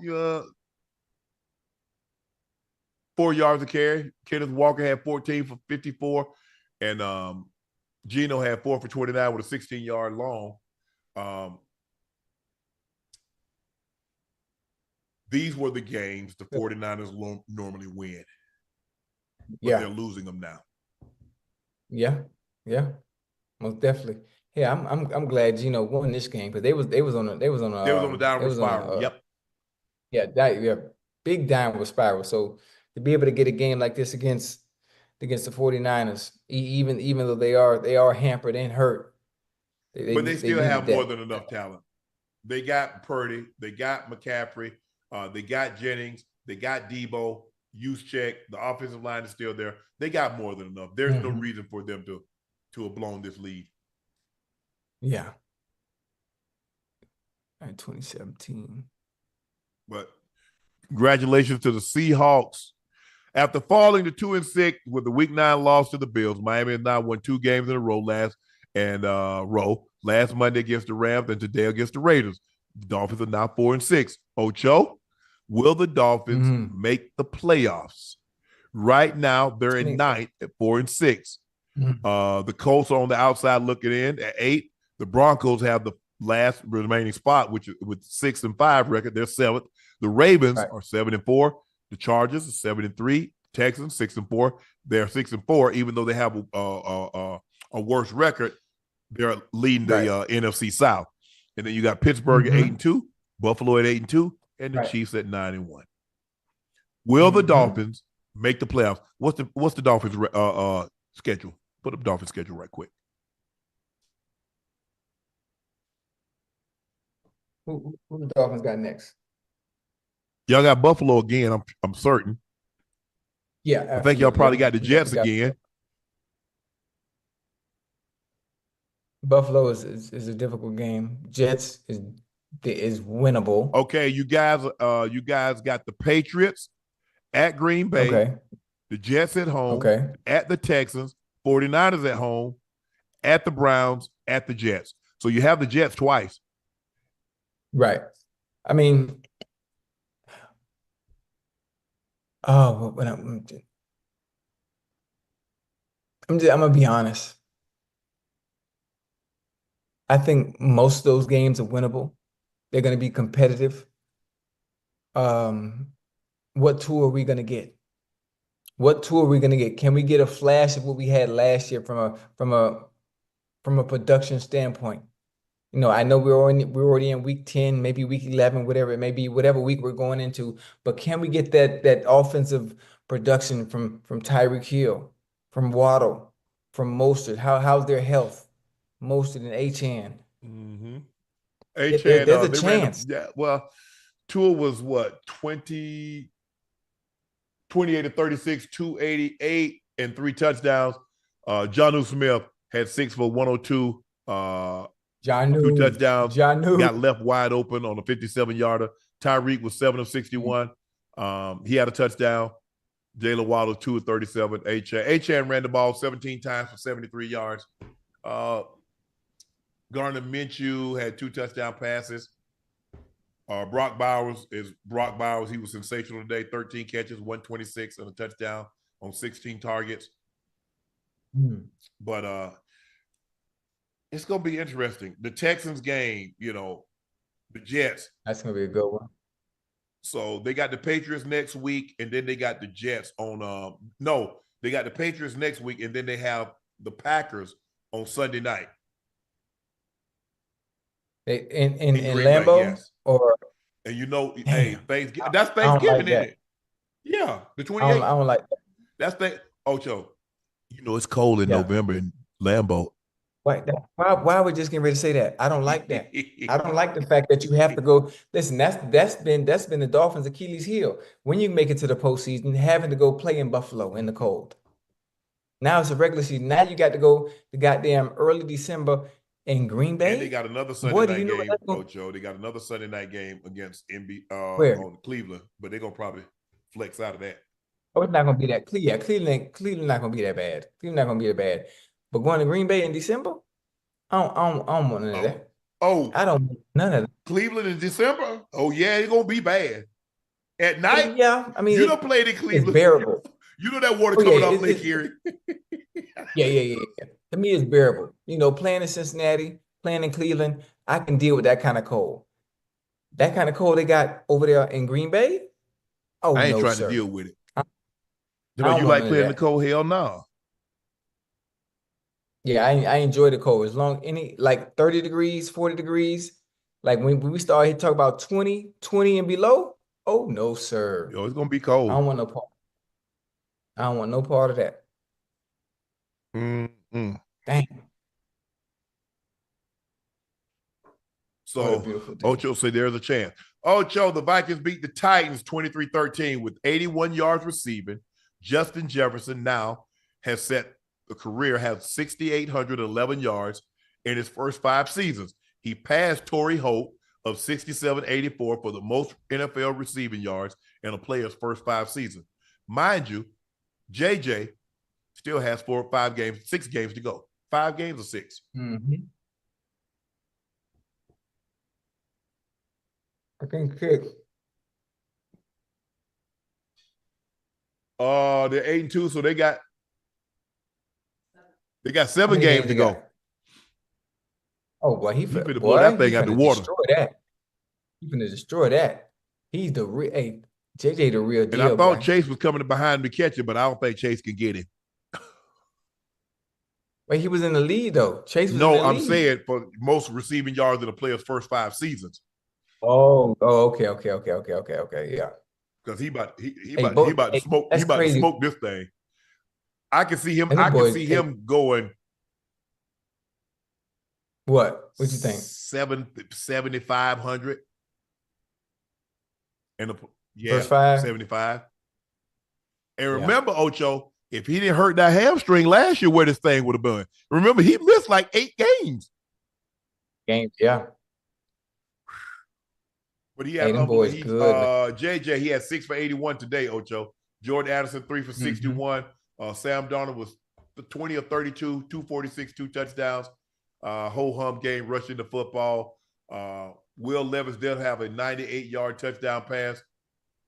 Calvin really had 4 for 58. But Minnesota, 8-2, 4-1 away. And sitting right there is going to be look, I think Detroit's winning that division. Right. But you could possibly have 3 teams come out of the NFC North, Ocho. Green Bay, Minnesota, and Detroit. Detroit. That's crazy. I think you get one NFC South. I think you'll get 1 team. Who would it be though? I think it's going to be the Falcons. Yeah. Because the Falcons have already Even though they beat every lost team in that division, so they got a 1.5 game Division. lead over everybody already in that division. And I think the Saints Right. have to go to them. Look, we never know. I mean, the Saints, look at the Saints the last couple of games, and they beat the Falcons, and they beat Cleveland today.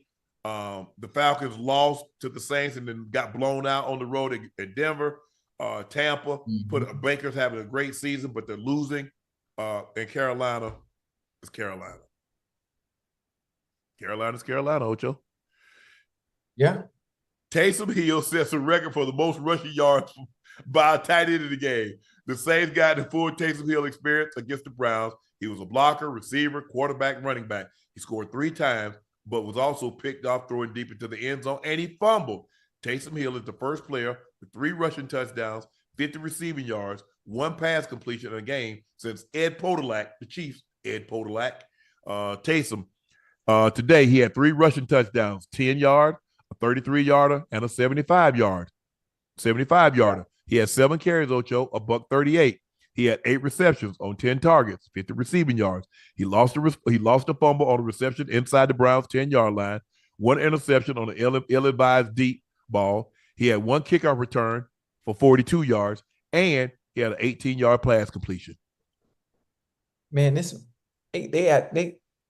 out here acting like it's backyard football, huh? He doing all type of stuff. You remember in high school when you used to be good and they put you at every goddamn Yep. position you could play? Find a way to get you the ball. Hey, This, you quarterback. Hey, hand him the ball. Throw it to him.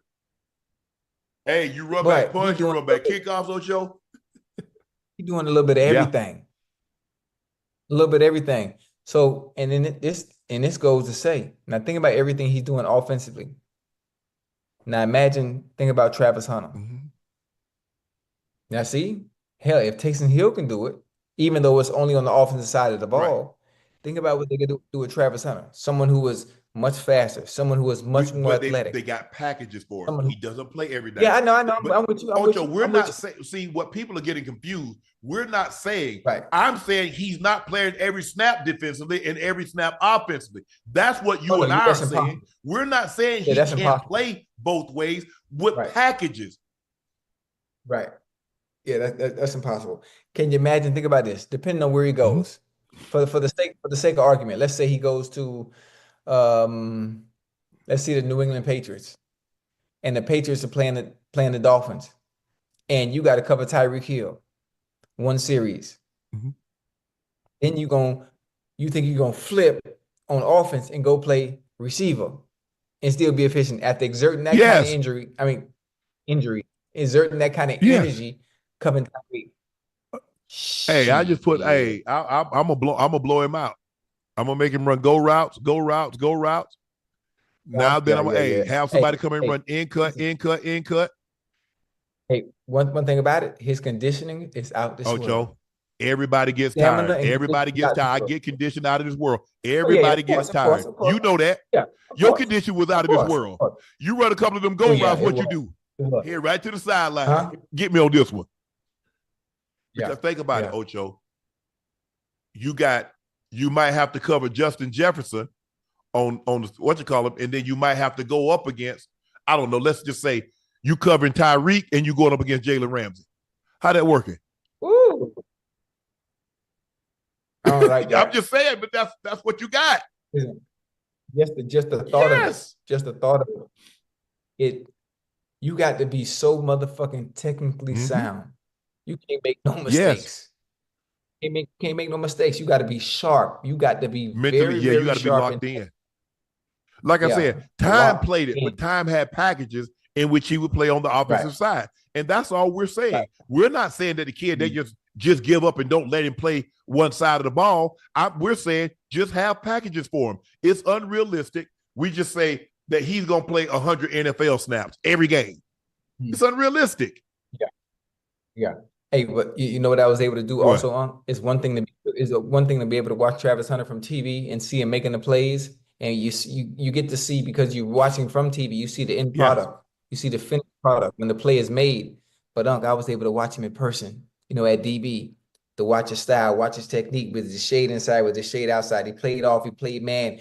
He would the motherfucker is so technically sound. He's really good on the defensive side of the ball. I want to see how he looked at DB. Man, so he's so patient with it too. I think sometimes Ocho, he be trying to bait people to throw the ball, and he got him in trouble. Exactly. You ain't bait. Hey, don't you bait nobody in the NFL, because they're gonna take it. They're gonna throw that motherfucker. Yeah, you won't. And you also won't be able to catch up too. You won't be able to catch up. No, you gotta have time speed. You gotta have Darryl Green type speed to give up that kind of cushion and then go chase the guy down. No. These guys too good here now. These guys, the NFL and Netflix delivered a gift to fans, Ocho. Beyonce is to perform the halftime show for the Christmas Day game between the Baltimore Ravens and the Houston Texans. Netflix will stream the Ravens-Texans game as well as the Chiefs-Steelers on Christmas. The Texans will host the Ravens at NRG Stadium in Houston, Beyonce's hometown. Beyonce will sing songs from her Cowboy Carter album during the halftime show, according to a Texans release, marking the first time she'll perform any songs from the album for a live audience. That's live. That's live. Hey, that's live. Now that's a treat. That's a treat. Now Netflix know what they're doing. Now they're just coming off a 60 million gate with goddamn Jake Paul and Tyson. Now you mean 60 million views? Gate. I'm sorry, 60 million views of Jake Paul and Mike Tyson. Now you talk about having Beyonce. Man, stop playing. Well, Ocho, I got to get you to watch the game, Ocho, Because it's Christmas. You with your family. I mean, a lot of people, you celebrate. You've been drinking. You know what I'm saying, Ocho? We done started drinking early. We don't, but I'm ain't saying. Nobody missing that game. You know that. Yeah. People don't spend with the family. They got the kids, you over to your in-laws, the big festive. Man, hey, let's watch Beyonce. Yeah. Oh, listen, the women, regardless of age, they tune in. I'm watching. Even you watch football, you tune in for that. I mean, hold on. What? Christmas is on Wednesday. We working. We gonna have a Christmas special? We got to work Monday, Wednesday, Thursday, Friday, Saturday, Sunday, Monday. I like that. That's a lot of work. I don't mind that. I like that. Damn. Y'all working on Wednesday. Yeah. Like Michael Jackson said, you got to leave that 9 to 5 up on the shelf and just enjoy yourself. Enjoy yourself. That's gonna be look, Beyonce hometown. You see, but you know what people thinking. You see, they got Beyonce in our hometown. Why they couldn't do that with Lil Wayne? Why they can't do that with the 5 the Hot Boys? Man, man, you know they can't. Yo, hey, NFL can't win for losing, man. They can't win for losing. You see what Jay-Z did? Yeah, man, they can't win for losing. I say, damn. Listen, I'm one that's gonna always be optimistic. I'm gonna be very optimistic. I still think behind closed doors there might be a surprise, and I'm gonna just leave it at that. I'm gonna be optimistic. Behind closed doors, I'm gonna be optimistic. You want to shock the world? This is the way to shock the world. Watch what I tell you. Wings win Paige Becker sweepstakes. The LA Sparks had the best odds to win the top overall draft pick at 44.2%, followed by the Wings at 22.7%, Chicago Sky at 22.7%, and the Washington Mystics at 10.4%. But it shook out like this. The Dallas Wings get the first pick. The Sparks, again, get the second pick. The Sky, again, get the third pick. Didn't they have the third pick last year? Isn't that when they took Cardoso? The Mystics get the fourth picks, and to the WNBA, the Golden State Valkyries get the fifth picks. UConn senior averaged 20 points, 5 rebounds, 4.5 assists in her career. She's shooting an impressive 50% from the three. Many wanted to see Paige go to LA, but Arike Ogunbowale is excited about the possibility of playing alongside Paige. She said, I just fell to my knees. Thank you, Lord.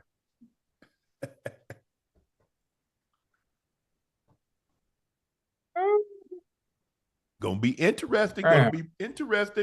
Time for the last segment of the night, Ocho. It's time for Q and A. Let me use the bathroom real quick.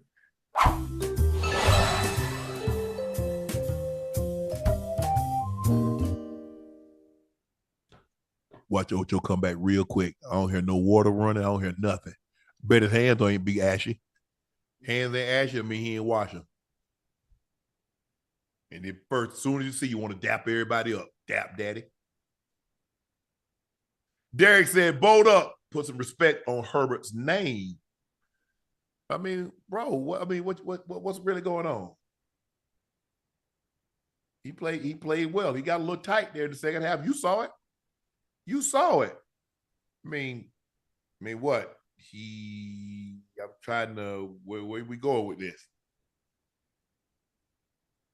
I think he's a good quarterback. I thought he played very, very well. See, he heard me. He was listening. Y'all see what he did? Y'all see what he did right there? Y'all see what he did? Now, when y'all ever know somebody come out there with a towel after they done washed their hands? Y'all see what he did? Y'all see it. Who that?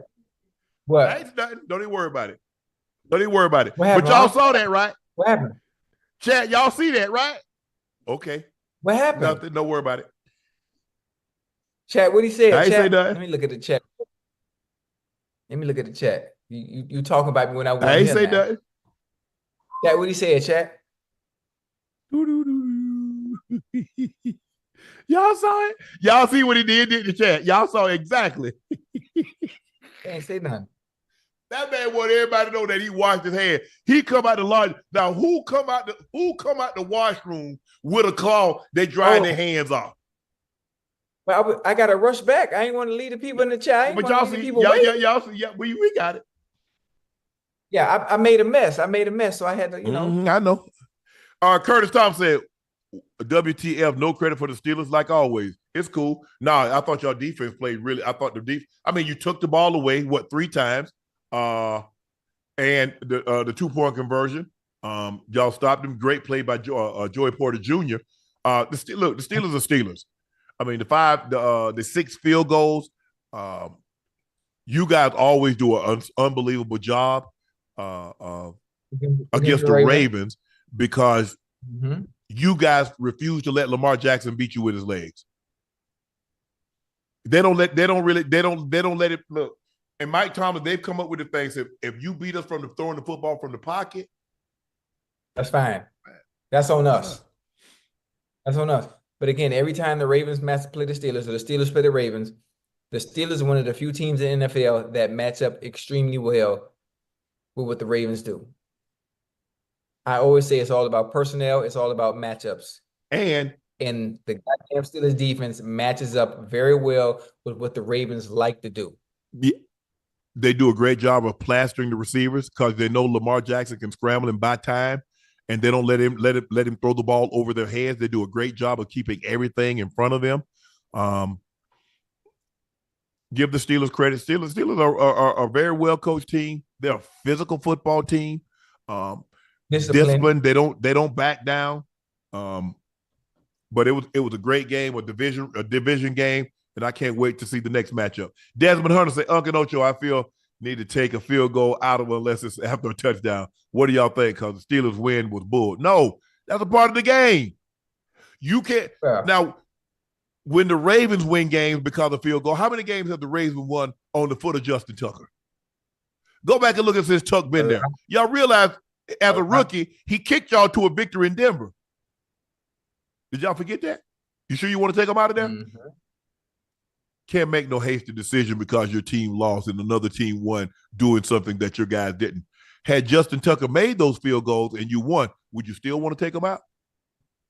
Nope. I didn't think so.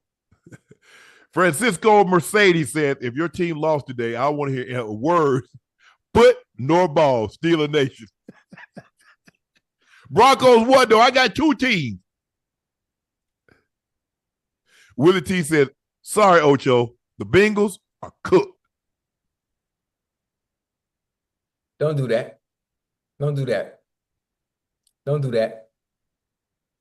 Because what I saw in the second half from that offense, there's always a chance. There's always a chance. Any team that can come back down from down 21, you did, 21, you lost. I know we lost. I'm just saying we had. Well, how did you get down 21? We started off slow, like always. That's been our Achilles heel every goddamn season. Offensively, starting out slow. And what did it got you? Because you starting out slow. So how many games have you won? Starting out slow. 4. Is 4 good or bad? That's bad. Okay. Alan Fletcher said, breaking news, the Bengals had decided to join the Pac-12 in hopes of making the playoffs. All right. Slow down now. Slow down with okay. Let's simmer down. Let's simmer down with the jokes. 4KT said, with the way Bryce Young playing last 2 weeks, it's not crazy to say the Chiefs losing on Sunday.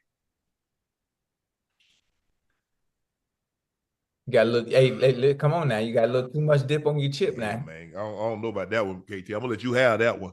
Let's not get carried away now. I understand Patrick Mahomes isn't playing well, and the defense gave up 30, but let's not get carried away now. Brian N. said, what's up, Unc Ocho? Shout out to my Lions as always. Prayers for Anzalone and Zaloni. Anzalone. The broken forearm. You put the name on his back, MVP race.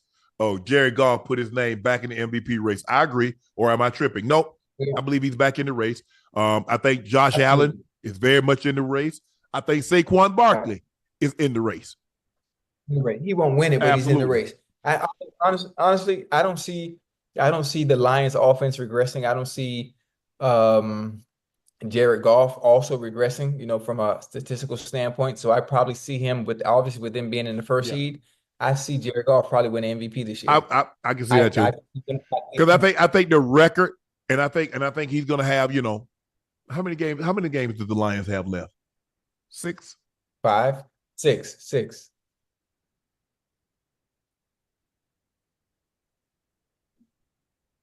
I could definitely see him throwing 30 plus, 30, somewhere between 32 and 7 games. They got 7 games left, Ocho. So theoretically, I can Oh, see him yeah. throwing 14, 15 touchdowns, put him at 34, Yeah. 35 touchdowns. With that record, I Mhm. don't think they lose more than one more game. Yeah, I definitely can Yeah. see. Hmm. Uh, Laura and Christy Buffenmeyer. Ocho, he isn't upgraded. He isn't upgrading his Wi-Fi, but he can live off of 375,000 for the rest of his life. I love y'all. That's probably why he could do it.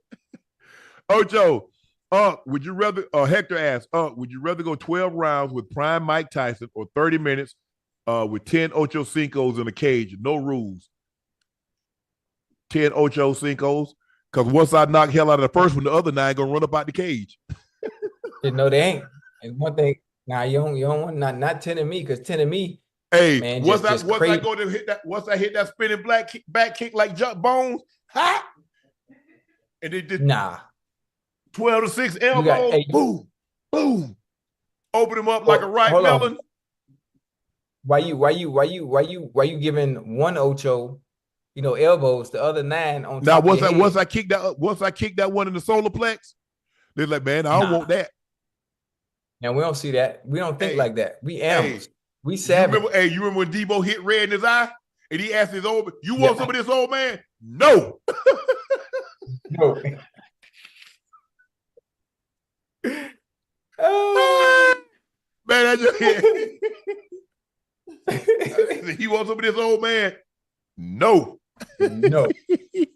Dr. Hey, Frankie L. that boy Bellamy almost. says, hey, Unc Ocho, looking back on your football careers and everything you've experienced since up until now, can you share a moment where you felt so unreal that you could have been straight out of a movie? Damn. I think you would have better scenarios or examples of that as far as an unreal moment. You have to think during my tenure during my playing time here in Cincinnati, we didn't have very many winning seasons where moments that I was able to experience gave me that feeling of unreal. You know Yeah. what I mean? Obviously, being in New England, I wasn't a contributor like I would have liked to have Mm-hmm. been.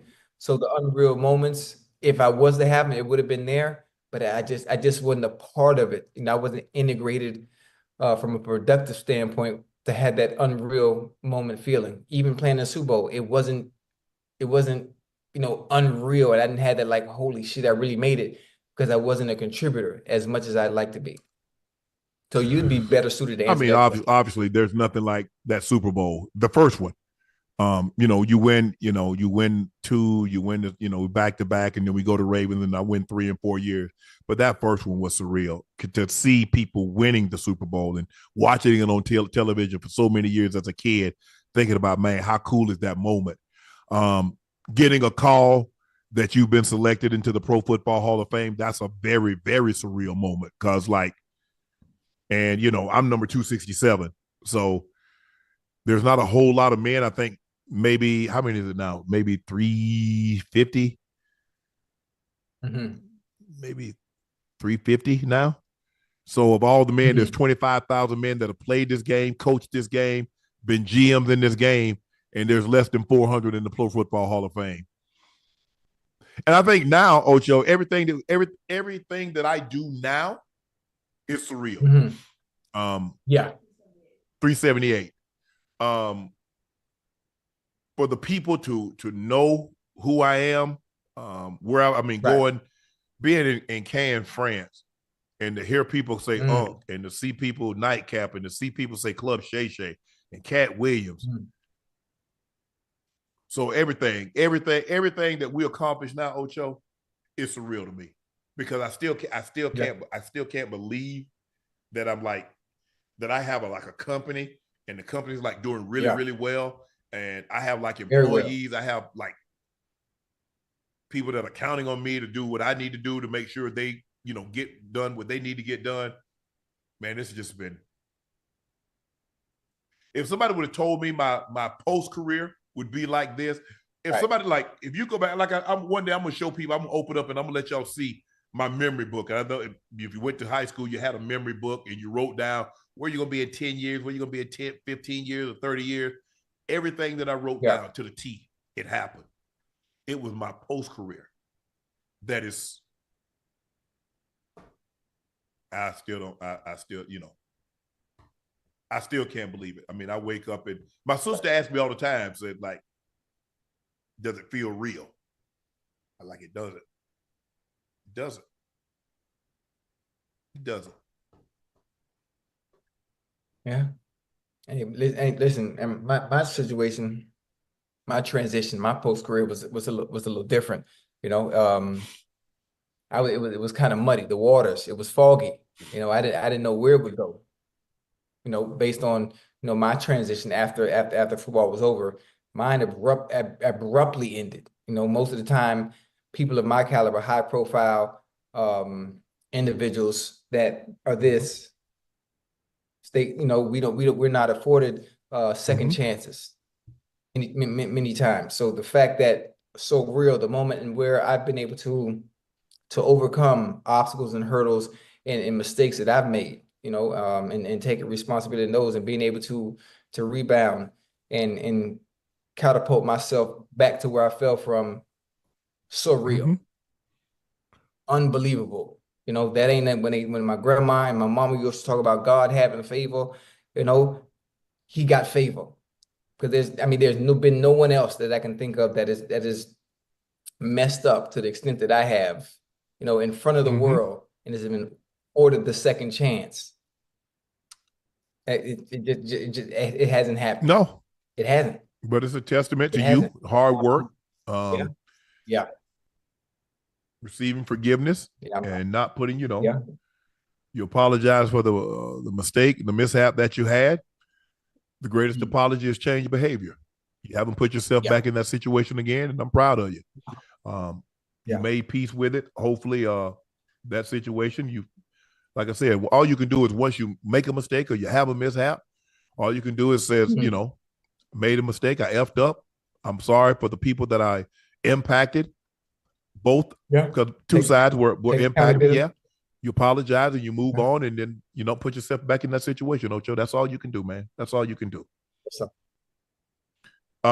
It's Joe Burrow is the first quarterback in NFL history to throw for 300 plus yards with 3+ touchdowns, 0 interceptions in back-to-back games, and lose both in regulation.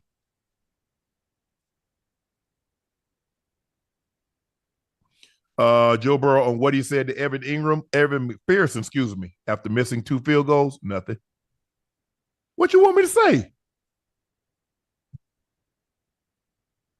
Yeah, you can't say nothing. Kevin Brooks said, if logic is update your resume, then it's safe to say that Unc is still the greatest tight end ever. Always been my tight end GOAT since Super Tecmo Bowl. Ocho, you play Tecmo Bowl? Yeah. I always use Bo Jackson. Lysandra Gibson said, Unc and Ocho got a question. How many plays does an offense have in a playbook? Seems to be like it's 100. Or am I just a viewer? Yeah, that's what we got. 100 plus, maybe 150. I mean, that's when I play. Now they might have more now because you have packages.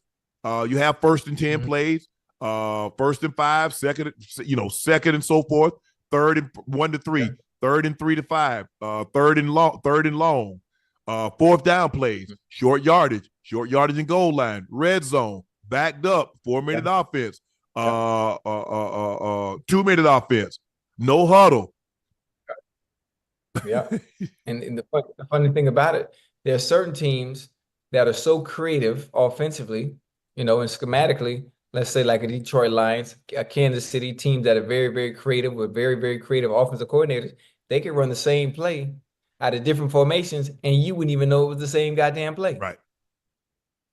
You wouldn't even know it's Yeah, the you same just you goddamn just play. change. You look, you change for like it. We run the same play, just a different formation, or Yep. we'll switch. You'll We'll never know. we'll switch people Add around. motion. Yeah. Add motion, change the Yep. splits, condense them, have people out wide. And it's so many different things you can do, from a creative standpoint offensively. And it's crazy. Devin Bell said 2 questions. Why you asked Miss Pat, does she like food, and why was Ocho putting the glizzy in his coat pocket?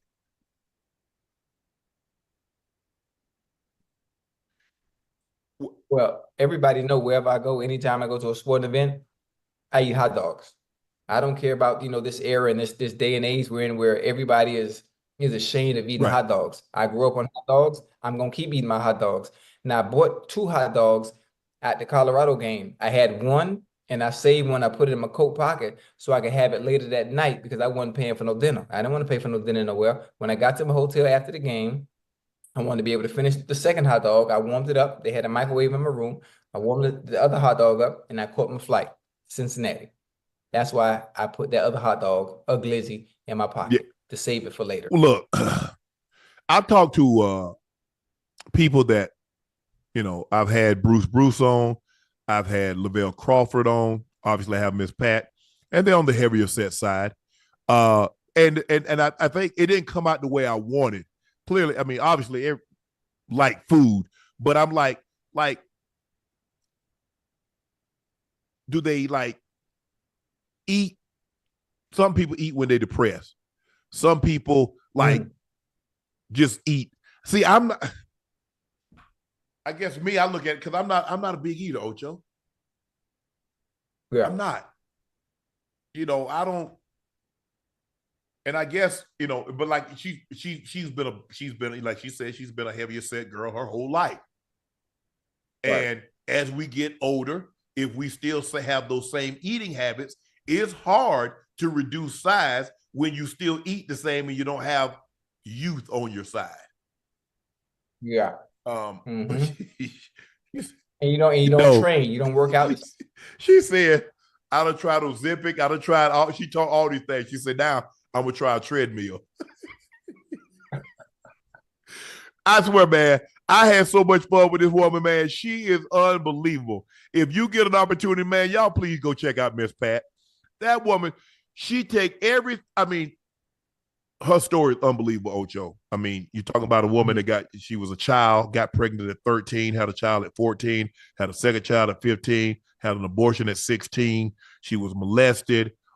She had 2 kids. I think she had 2 kids from a 22-year-old married man.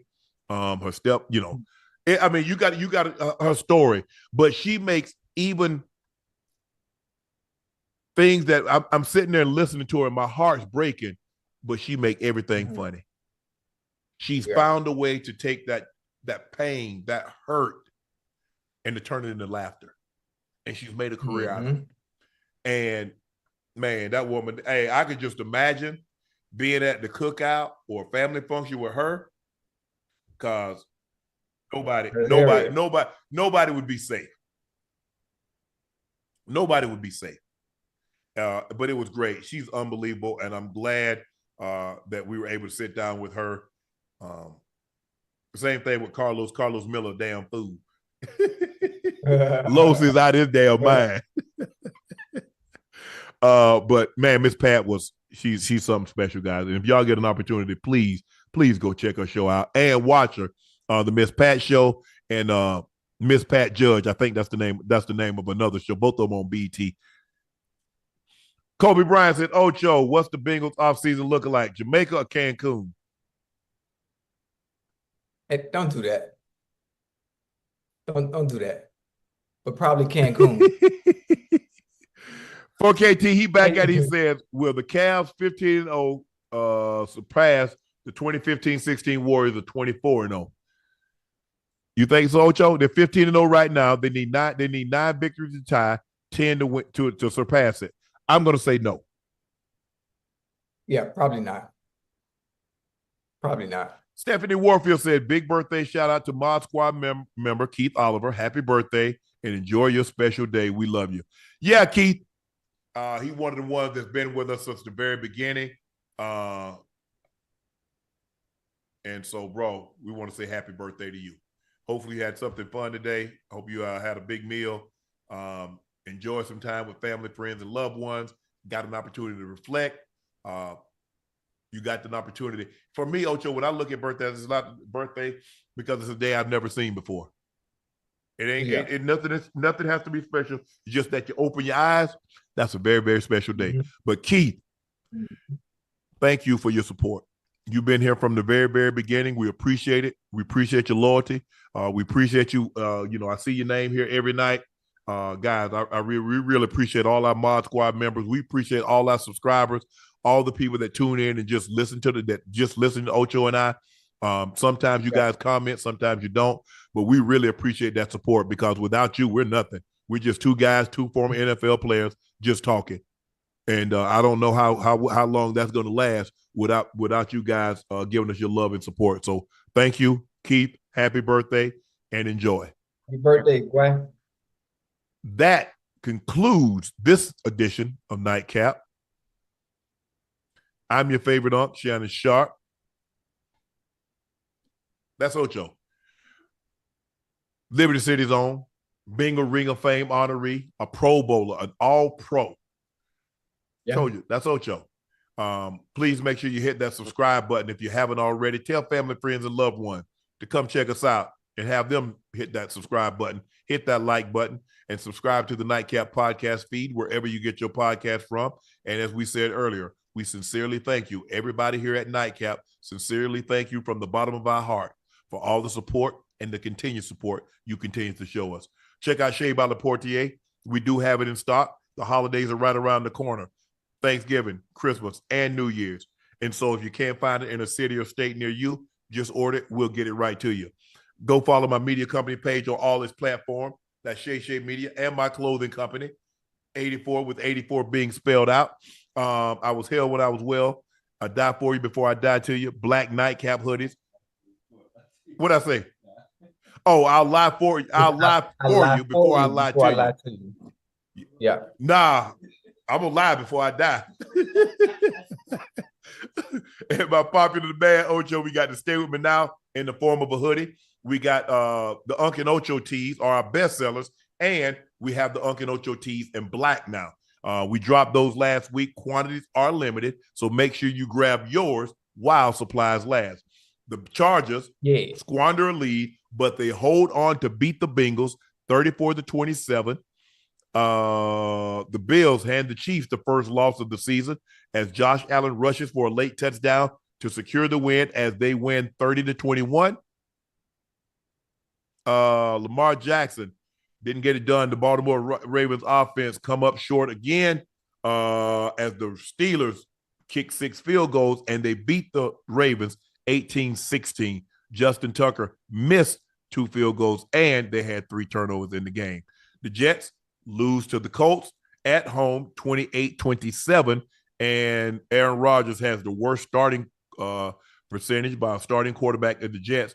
Zach Wilson, Sam Darnold. Aaron Rodgers has the worst winning percentage.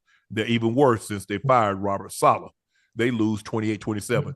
Detroit had it going today, Ocho, 52-6. They scored on 7 straight touchdowns on 7 straight possessions, then kicked the field goal, then took a knee and told Jags, get y'all ass out of our building.